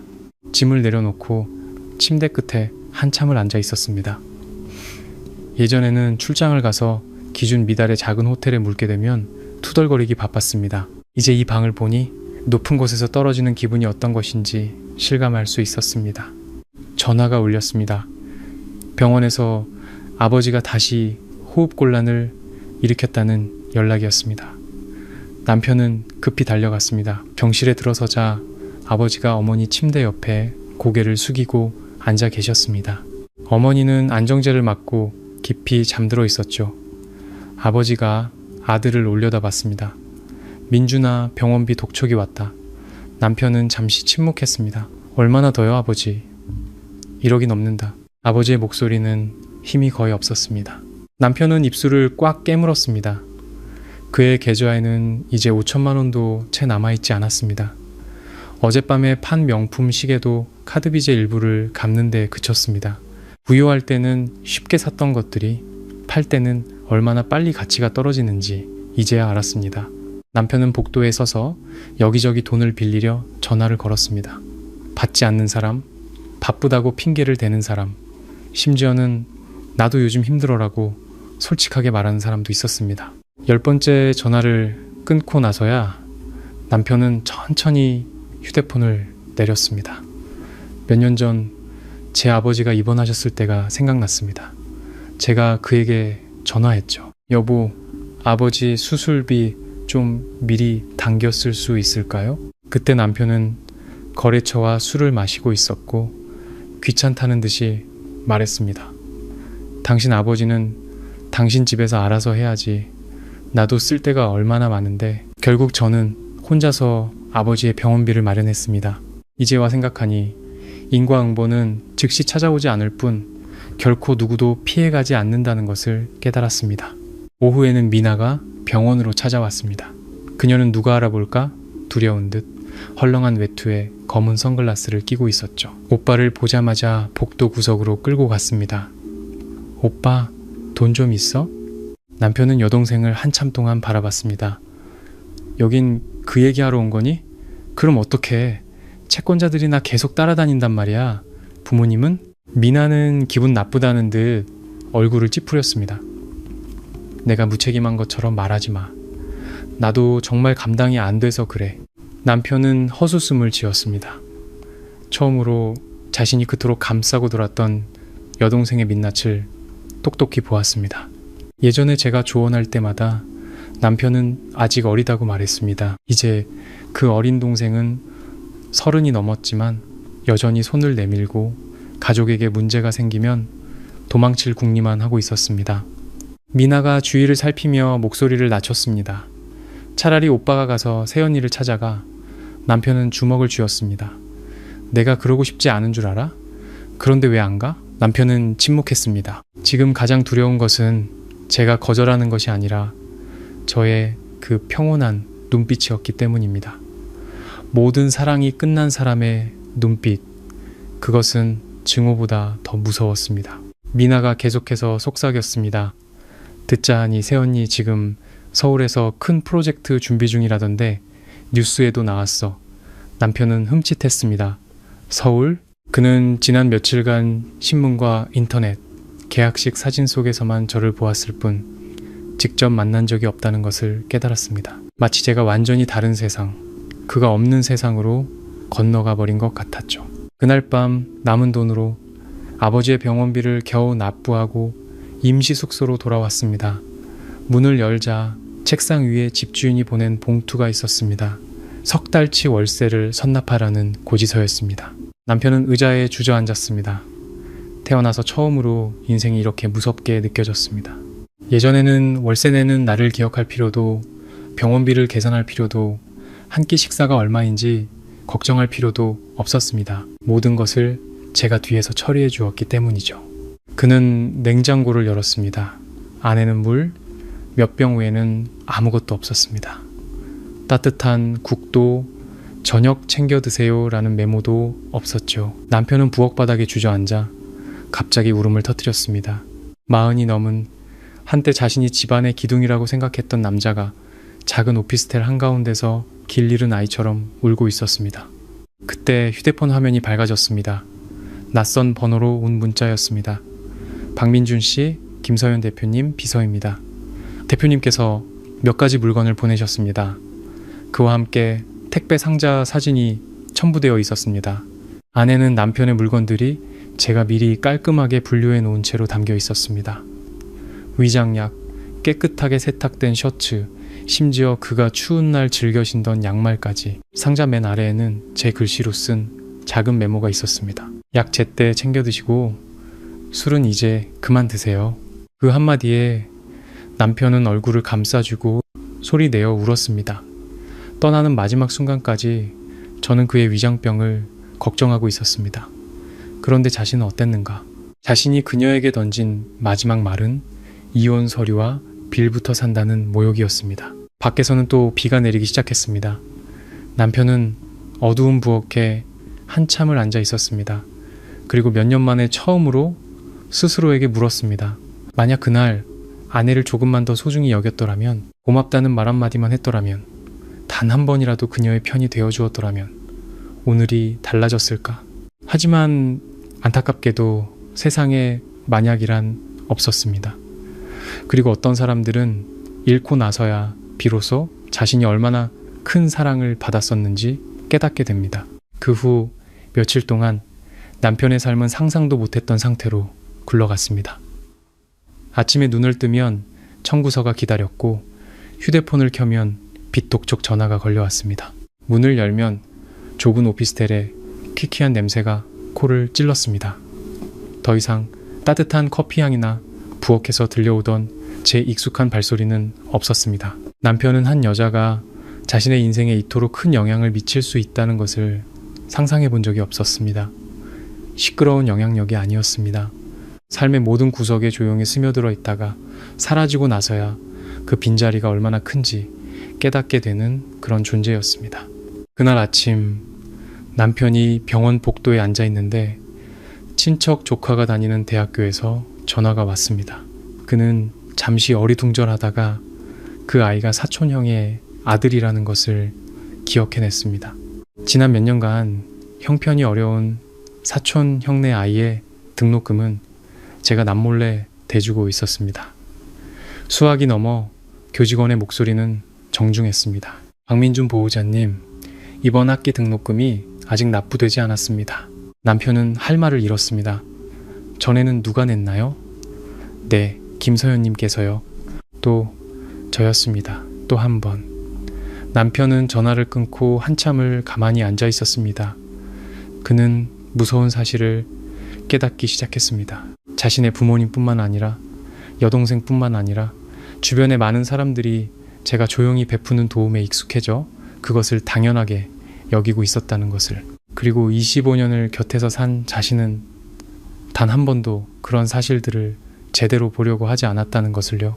점심때 남편은 병원 구내식당에서 밥을 샀습니다. 500원짜리 평범한 백반 하나를 사면서도 가격표를 한참 동안 들여다봤습니다. 예전에 그는 제가 가계부를 쓰는 것을 보고 비웃었죠. 그 몇 푼 아껴서 뭐 하려고 그렇게 빡빡하게 살아. 이제야 그는 알았습니다. 제가 인색했던 것이 아니라 한 가정이 무너지지 않도록 뒤에서 조용히 버티고 있었기 때문이라는 것을요. 그때 휴대폰이 울렸습니다. 옛 친구에게서 온 문자였습니다. 민준아, 얘기 들었다. 괜찮냐? 남편은 그 문자를 한참 보다가 전화를 걸었습니다. 친구는 바로 받았습니다. 너 어디야? 병원. 친구는 잠시 침묵하더니 조심스럽게 물었습니다. 너 돈은 있냐? 너무나 직설적인 질문에 남편은 씁쓸하게 웃었습니다. 내가 그렇게 비참해 보이냐? 아니, 그게 아니라 네 얘기가 하도 쫙 퍼져서 말이야. 남편은 벽에 등을 기댔습니다. 이렇게 될 줄은 몰랐다. 친구가 한숨을 쉬었습니다. 민준아, 솔직히 물어보자. 너 네 아내에 대해서 제대로 알기는 했냐? 남편은 대답하지 못했습니다. 그 자신도 정답이 아니오라는 것을 알고 있었기 때문입니다. 25년 동안 그는 받기만 하고 대접받기만 하고 희생받는 것에만 익숙했습니다. 단 한 번도 제가 진정으로 원하는 게 무엇인지, 힘든지, 아픈지 물어본 적이 없었습니다. 친구가 말을 이었습니다. 예전에 내가 서연 씨 몇 번 봤는데 널 쳐다보는 눈빛이 항상 자랑스러움으로 가득했어. 남편은 고개를 숙였습니다. 하지만 지금은 여자가 한번 완전히 침묵해버리면 다시 돌이키기 힘들 거야. 전화가 끊기고 남편은 복도에 한참을 앉아 있었습니다. 잠시 후 병실 문이 열리고 의사가 심각한 표정으로 나왔습니다. 보호자분, 마음의 준비를 하셔야겠습니다. 어머님 상태가 좋지 않습니다. 남편은 그 자리에 얼어붙었습니다. 어머니가 왜요? 정신적인 충격이 크신 것 같습니다.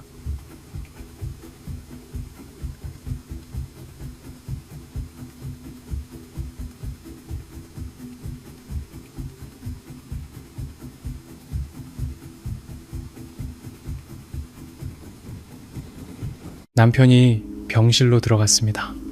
어머니는 혼수 상태에서도 작은 목소리로 제 이름을 부르고 있었습니다. 서연아, 서연아. 아버지는 침대 옆에 앉아 늙고 지친 어깨가 축 처져 있었습니다. 그는 아들을 보며 아주 작은 목소리로 물었습니다. 민준아, 서연이한테 연락할 방법이 없겠느냐?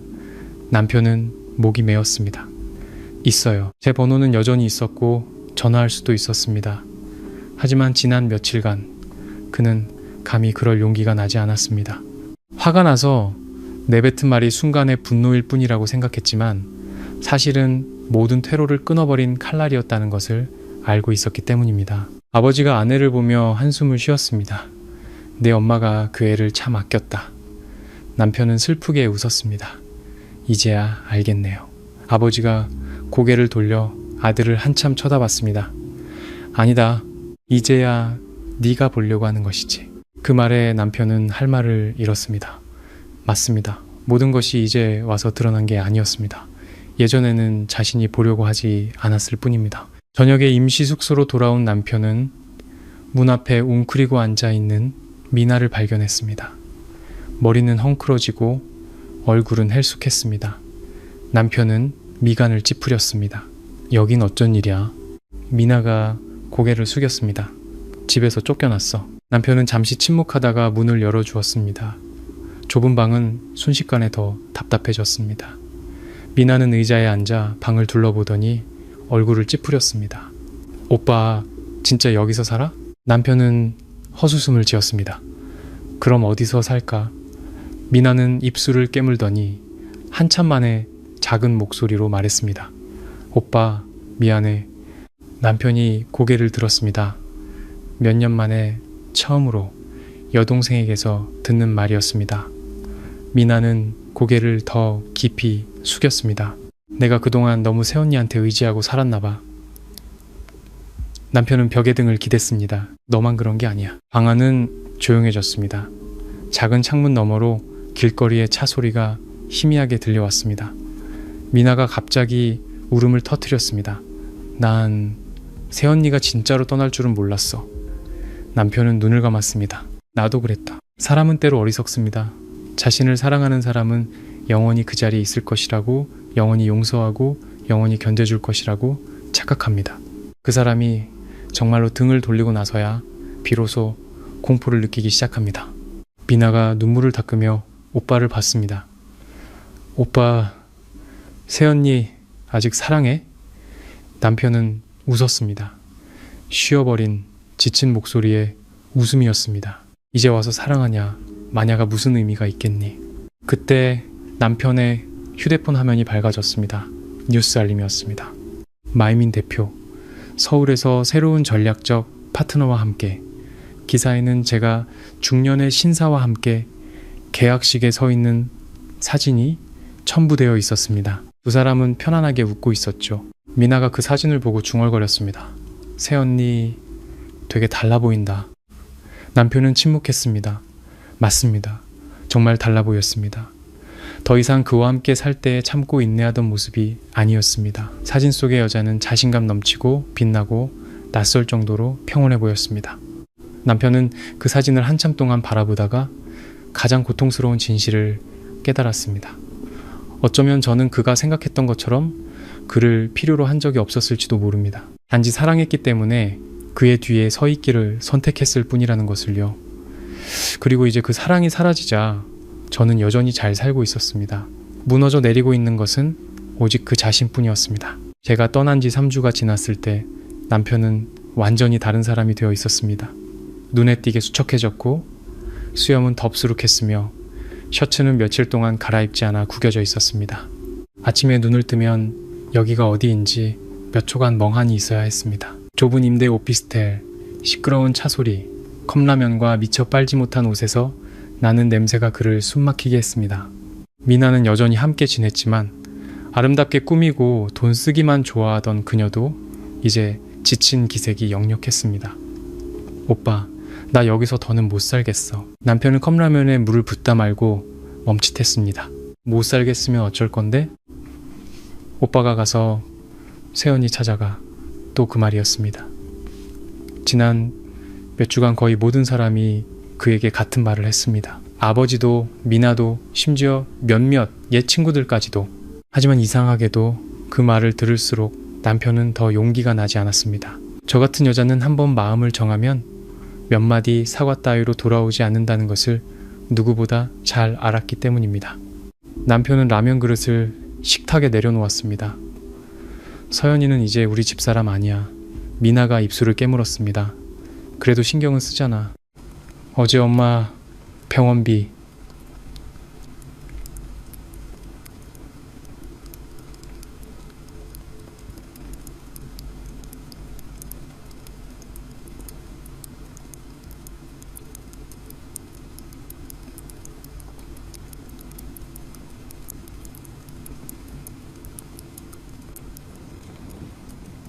왜?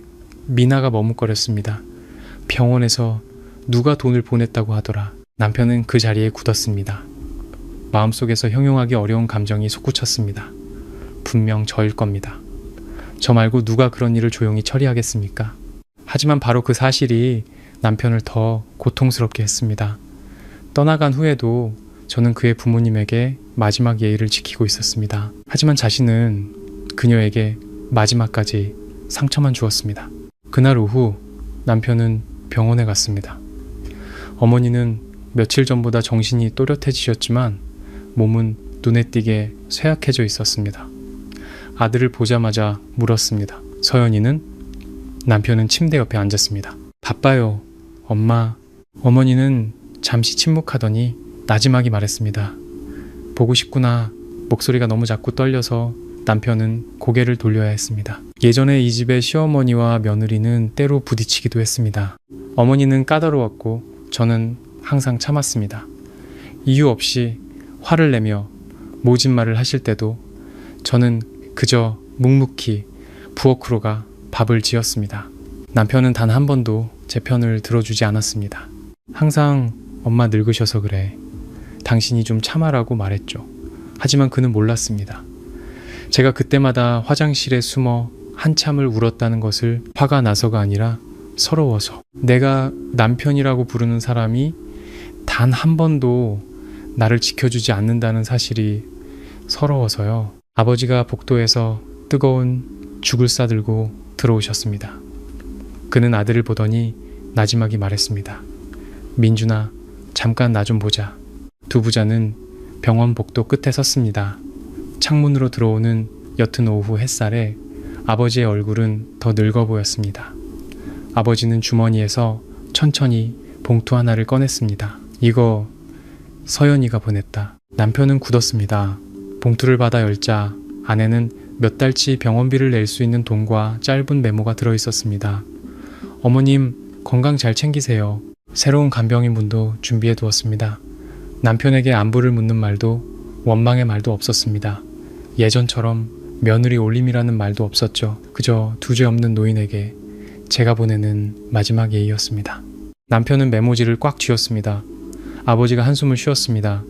민준아, 그 애는 우리 집에 한 번도 못되게 군 적이 없다. 남편이 고개를 숙였습니다. 알아요. 아니, 이제야 네가 인정하려는 것이지. 그 말에 남편은 목이 꽉 막혔습니다. 아버지는 창밖 먼 곳을 보며 말했습니다. 예전에는 남자가 밖에 나가 돈 버는 게 최고인 줄 알았다.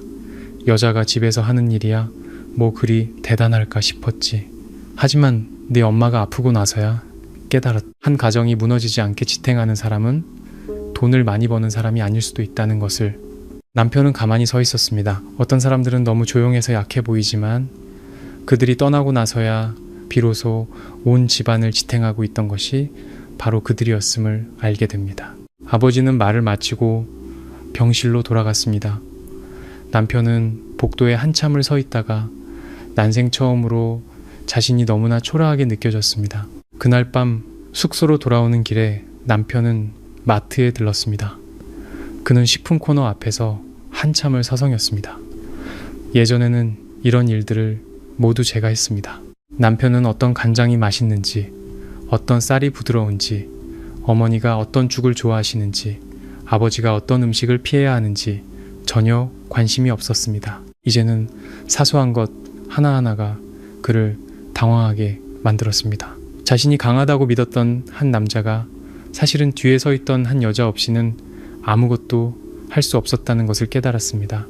장을 보고 밖으로 나왔을 때 남편은 쇼핑몰 앞 대형 스크린에서 경제 뉴스가 나오는 것을 우연히 보게 되었습니다.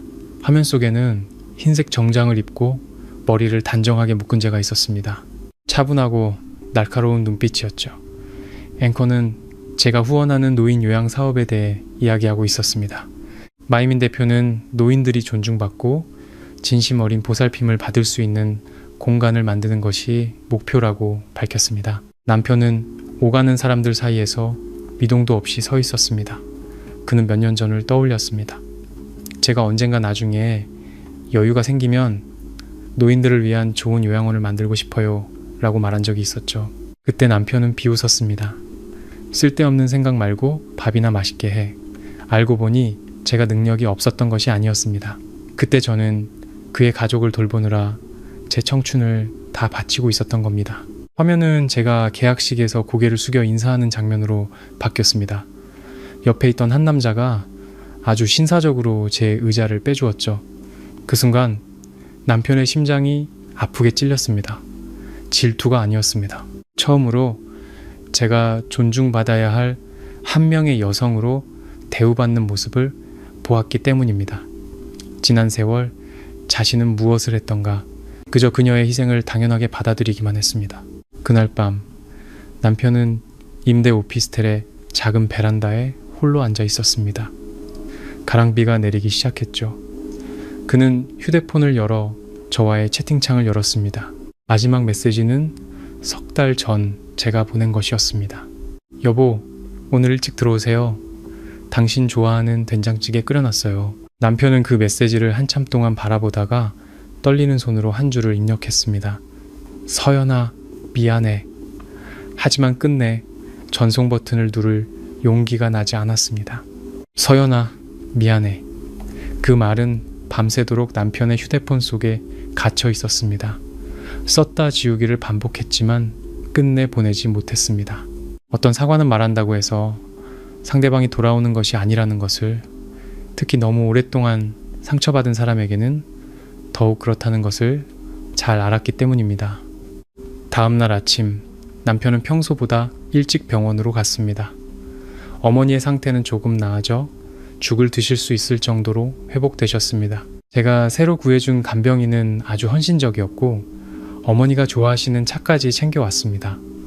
어머니는 주위를 둘러보더니 나지막이 물었습니다. 서연이는 남편은 멈칫했습니다. 지난 몇 주간 매일같이 반복된 질문이었습니다.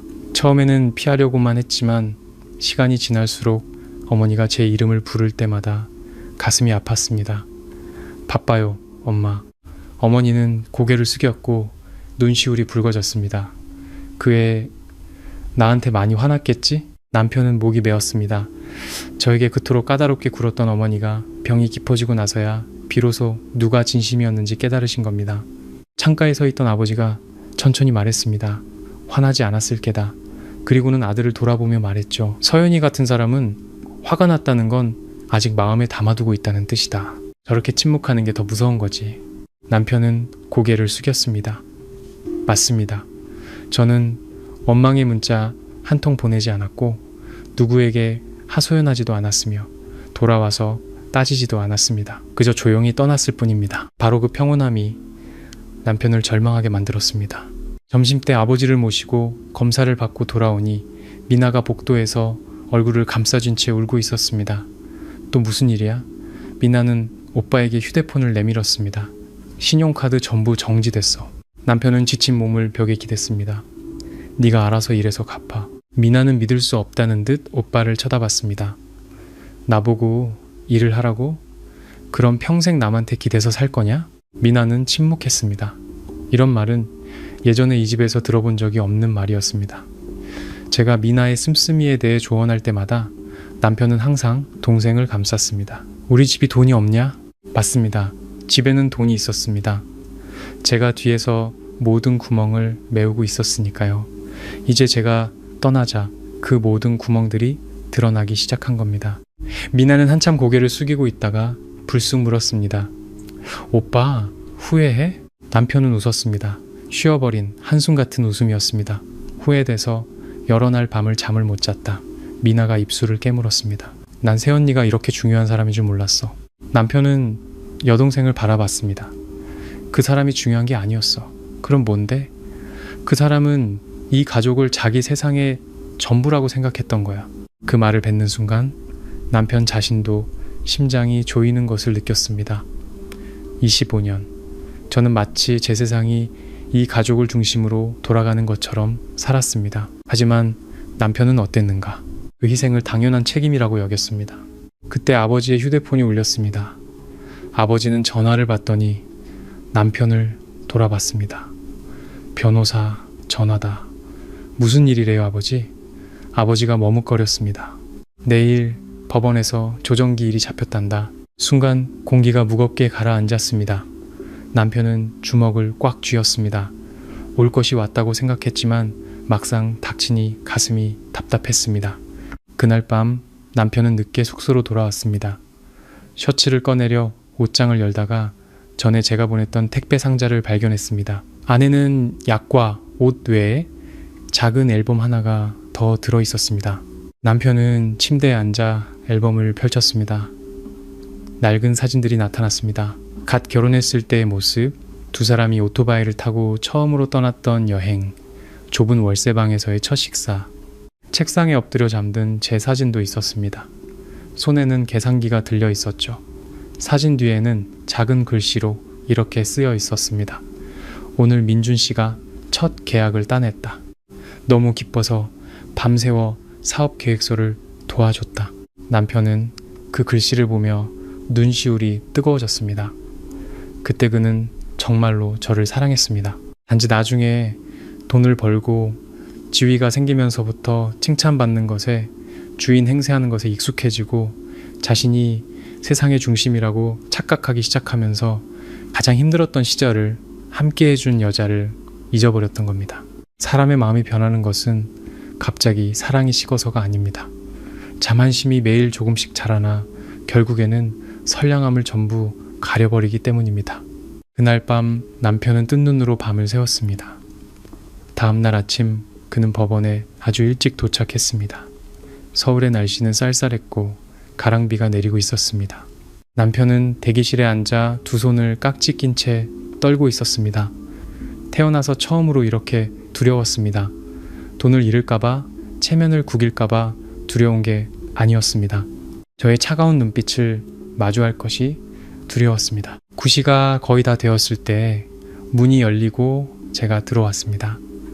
옅은 베이지색 코트의 머리는 단정하게 묶고 표정은 낯설 정도로 평온했습니다. 더 이상 예전처럼 저를 따뜻하게 바라보던 눈빛이 아니었죠. 그 순간 남편은 심장이 멎는 것 같았습니다.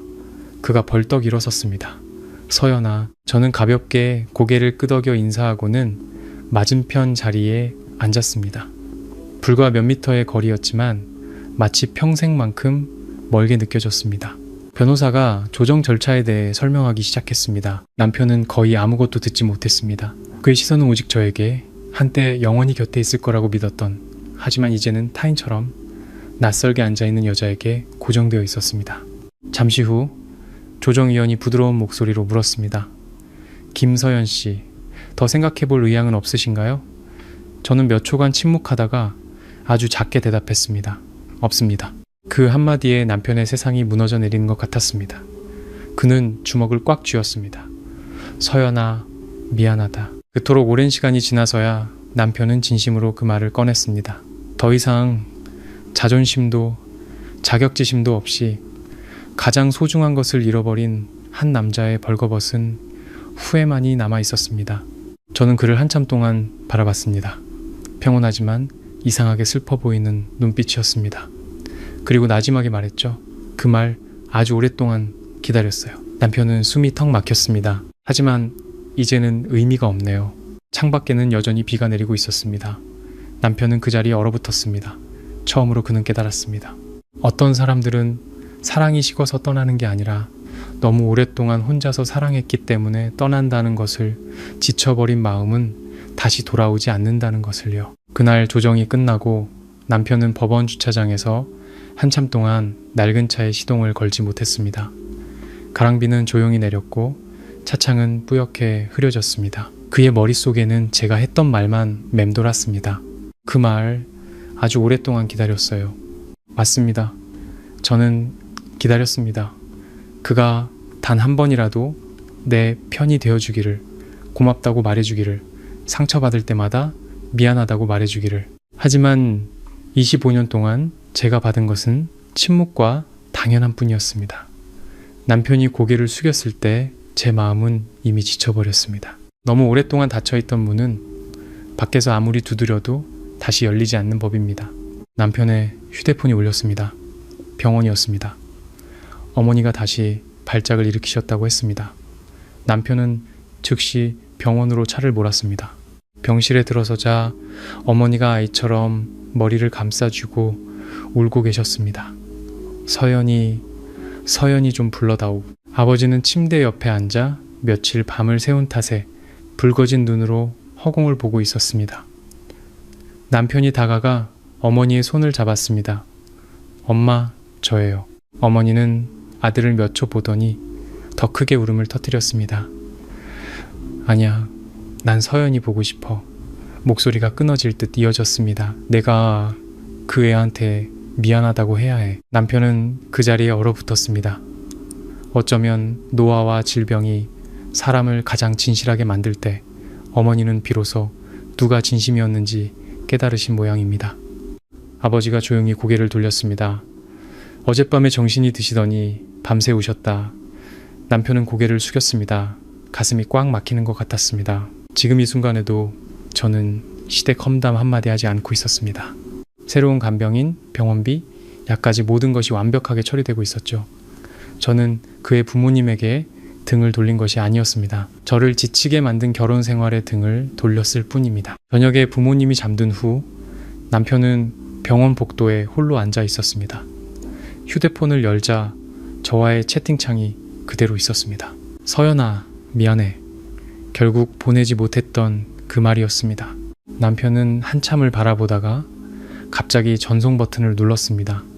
메시지 옆에 즉시 읽음 표시가 떴습니다. 심장이 거세게 뛰었지만 한참이 지나도 답장은 오지 않았습니다.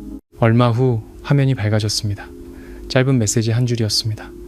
아버님, 어머님 잘 부탁드려요. 원망도 분노도 하지만 어떤 애정도 남아있지 않은 말이었습니다. 마치 큰 폭풍을 지나온 사람이 모든 것이 끝난 뒤에 느끼는 마지막 평온함 같았죠. 남편은 그 메시지를 몇 번이고 다시 읽다가 고개를 숙이고 소리내어 울었습니다. 그는 여자가 우는 것이 약해서라고 생각했지만 이제야 알았습니다. 가장 아픈 사람은 가장 조용한 사람이라는 것을요. 일주일 후 정식 재판이 열렸습니다. 남편은 더 이상 저항할 힘이 없었습니다. 그는 며칠 밤을 새워 퀭한 눈으로 수척해져 있었지만 저는 여전히 평온했습니다. 이혼 서류에 서명하는 날, 제 손은 떨리지 않았습니다. 어쩌면 가장 큰 고통은 이미 오래전에 겪었기 때문일 겁니다. 고통은 떠나는 순간이 아니라 곁에 머물렀지만 더 이상 사랑받지 못하던 그 세월이었으니까요. 법원 직원이 서류를 내밀었습니다. 남편은 펜을 든 채 한참을 망설였습니다. 그는 고개를 들어 저를 봤습니다. 서연아, 저는 침묵했습니다. 이제 와서 무슨 말을 해도 늦었다는 거 알아. 남편의 목소리가 쉬어 있었습니다. 하지만 만약 다시 돌아갈 수만 있다면 제가 그의 말을 잘랐습니다. 돌아갈 수 없어요, 민준 씨. 제가 냉정해서가 아니었습니다. 저는 진심으로 깨달았기 때문입니다. 결혼은 한 번의 큰 싸움으로 죽지 않습니다. 수천 번의 작은 실망들이 쌓여 서서히 죽어갑니다. 무시당하고 오해받고 아파도 아무도 알아주지 않는 순간들이 모여 마침내 마음이 완전히 차가워지는 날이 오는 겁니다. 남편은 눈을 감고 천천히 서류에 서명했습니다. 그 순간 25년의 결혼 생활이 공식적으로 끝났습니다. 소란도 눈물도 없이 끝까지 와버린 두 사람의 피로감만이 남았습니다. 재판이 끝나고 제가 복도에서 비서를 기다리고 있을 때 남편이 뒤따라왔습니다. 그의 발걸음은 아주 느렸습니다.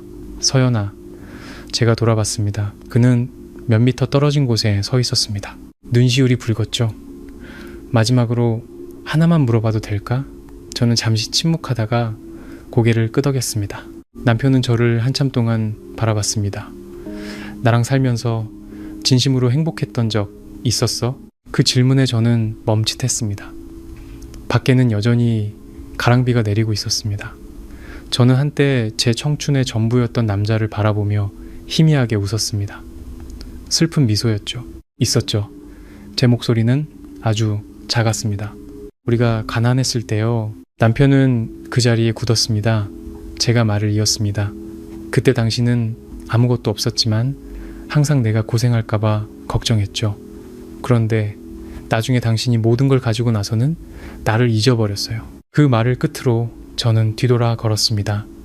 다시는 돌아보지 않았습니다. 등 뒤에서 남편이 내리는 비를 맞으며 미동도 없이 서 있었습니다. 난생 처음으로 그는 깨달았습니다. 사랑을 죽이는 것은 가난이 아니라 무관심이라는 것을요. 그날 저녁 남편은 병원으로 돌아갔습니다. 어머니가 막 깨어나셨을 때였죠. 아들을 보더니 아주 작은 목소리로 물었습니다. 서연이는? 남편은 침대 옆에 앉아 목이 맨 목소리로 말했습니다. 서연이 이제 우리 집 며느리 아니에요, 엄마. 어머니는 굳었고 입술이 떨렸습니다. 잠시 후 소리 내어우셨습니다.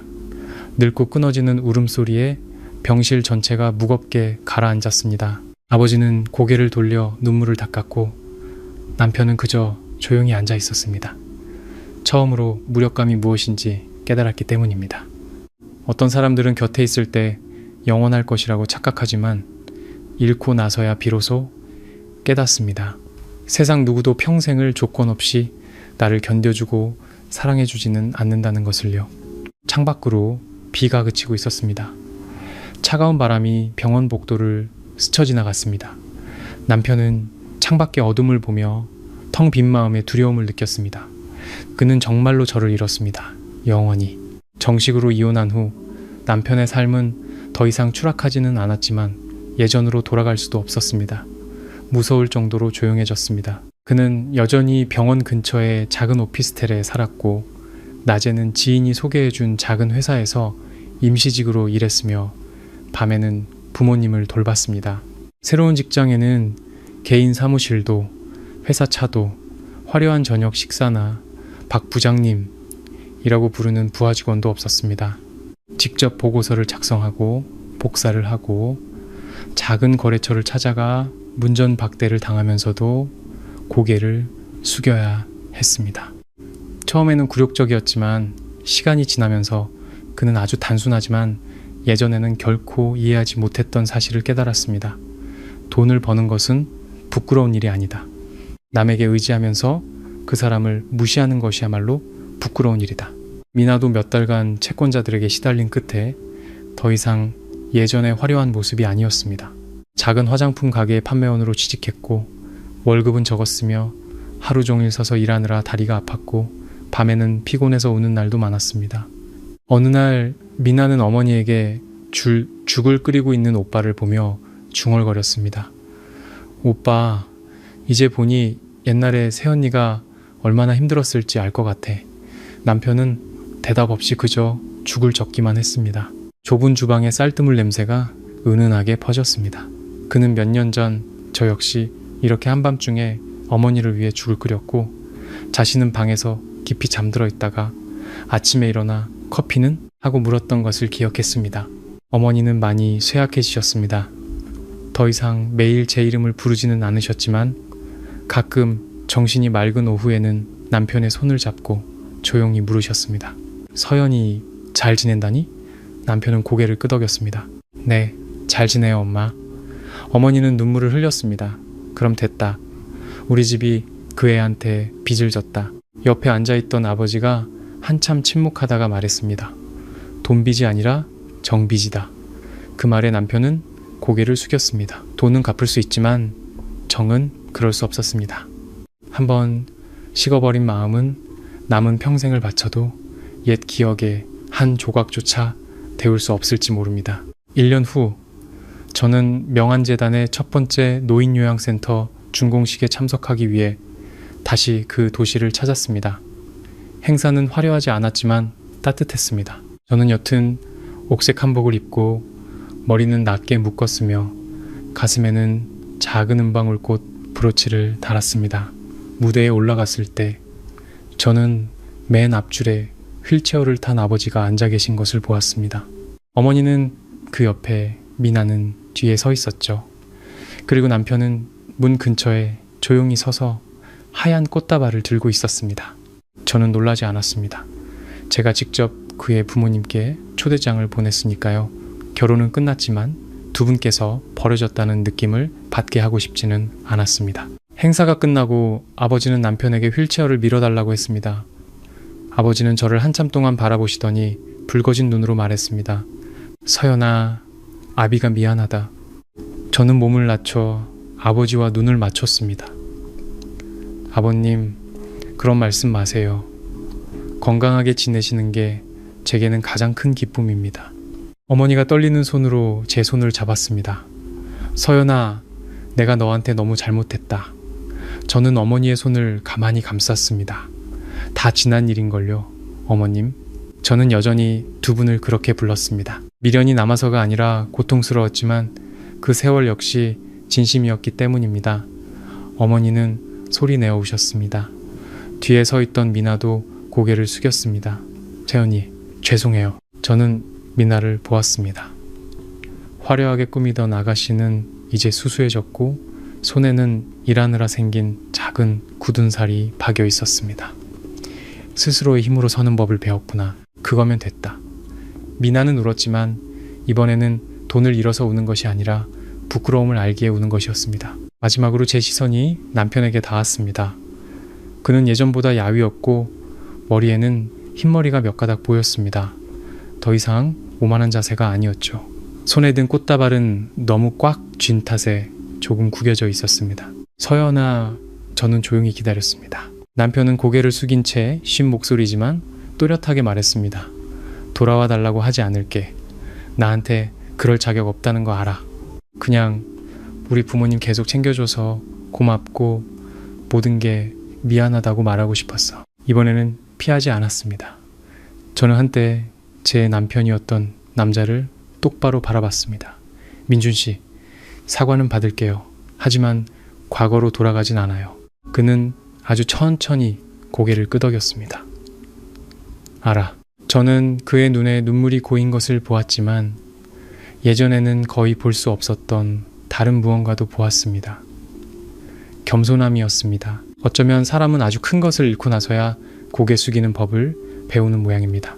그날 오후 손님들이 모두 돌아간 뒤 저는 요양센터 마당에 홀로 서 있었습니다. 저문은 햇살이 갓심은 어린 나무들 위로 쏟아졌고 부드러운 바람이 풀냄새와 아주 옅은 소독약 냄새를 실어 날랐습니다. 남편이 적당한 거리를 두고 다가왔습니다. 잘 지내? 제가 미소 지었습니다. 네, 잘 지내요.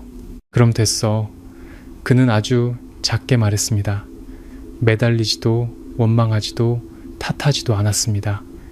그저 자신이 상처 줬던 사람에게 보내는 뒤늦은 축복이었습니다. 저는 앞쪽 건물을 바라봤습니다. 어르신들이 베란다에서 차를 마시고 계셨죠. 예전에는 저도 안정된 가정을 갖고 싶었어요. 나중에야 깨달았죠. 가정이란 억지로 참고 지켜내는 곳이 아니라 존중받는 곳이어야 한다는 걸요. 남편은 가만히 서 있었습니다. 잠시 후 그가 말했습니다. 내가 부모님 잘 모실게. 이번엔 진짜야. 제가 고개를 끄덕였습니다. 그래야죠. 저 때문이 아니라 민준 씨 부모님이시니까요. 남편은 고개를 숙이고 등을 돌려 걸어갔습니다. 석양 아래 길게 늘어진 그의 그림자는 외로워 보였지만 더 이상 거만하지 않았습니다. 저는 그 뒷모습을 잠시 바라보다가 안으로 들어갔습니다. 인생은 때로 요란한 결말을 필요로 하지 않습니다. 잘못한 사람이 반드시 파멸할 필요는 없습니다. 중요한 것은 자신의 잘못을 깨닫고 그 진실과 함께 살아가며 만약 아직 기회가 있다면 말 대신 행동으로 보여주는 것입니다. 그리고 상처받았던 사람은 굳이 남아서 자신의 관대함을 증명할 필요가 없습니다. 떠나서 잘 살고 선량함을 잃지 않으면서도 자기 자신을 지키는 것. 그것이야말로 가장 강력한 대답입니다. 몇 년 후 누군가 제게 남편을 미워하냐고 물었을 때 저는 그저 웃었습니다. 아니요, 미워하지 않아요. 미움 역시 옛사람을 마음속에 붙잡아두는 하나의 방식이니까요. 저는 이미 그 모든 것을 지나왔습니다. 25년의 아내로서의 삶을, 차가운 비가 내리던 밤들을, 바닥에 던져진 이혼 서류를, 그리고 내 부모님 일에 끼어들지 마 라는 잔인했던 말까지도. 그리고 마침내 저는 배웠습니다.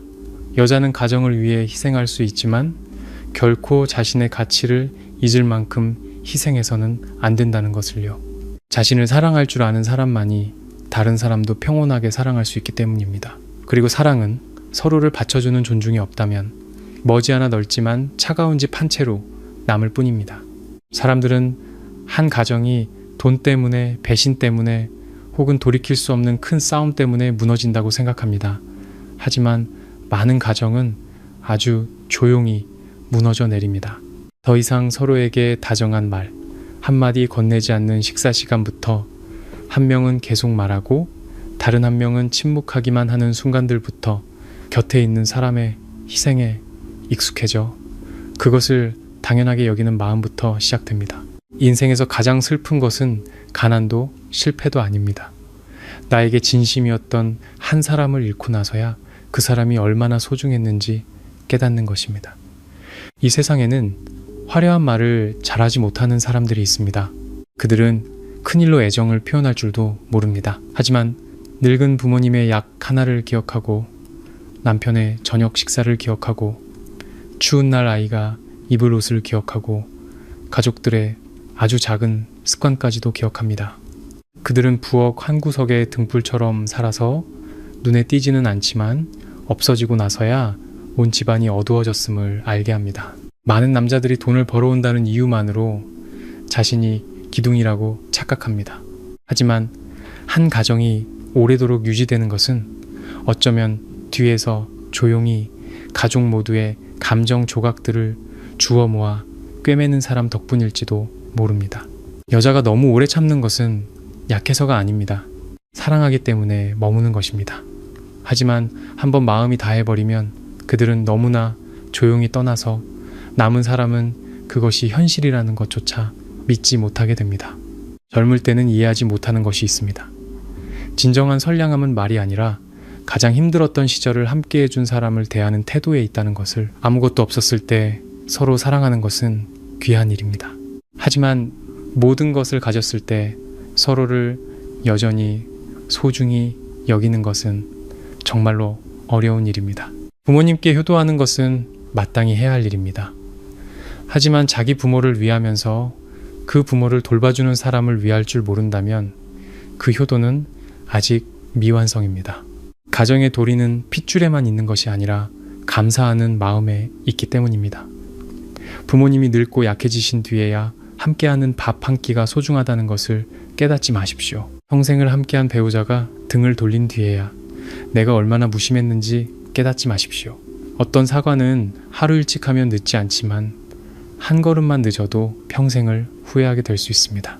돈은 잃어도 다시 벌 수 있고 명예는 잃어도 다시 쌓을 수 있습니다. 하지만 나를 위해 모든 것을 바쳤던 사람의 믿음은 한번 깨지면 다시 예전처럼 붙이기 어렵습니다.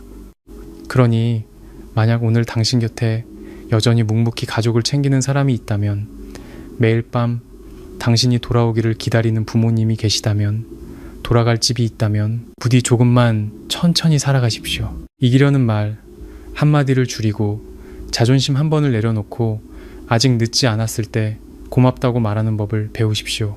결국 사람을 곁에 머물게 하는 것은 돈이나 의무가 아니라 사랑받고 존중받고 이 가족의 진정한 일부로 여겨지고 있다는 느낌이니까요.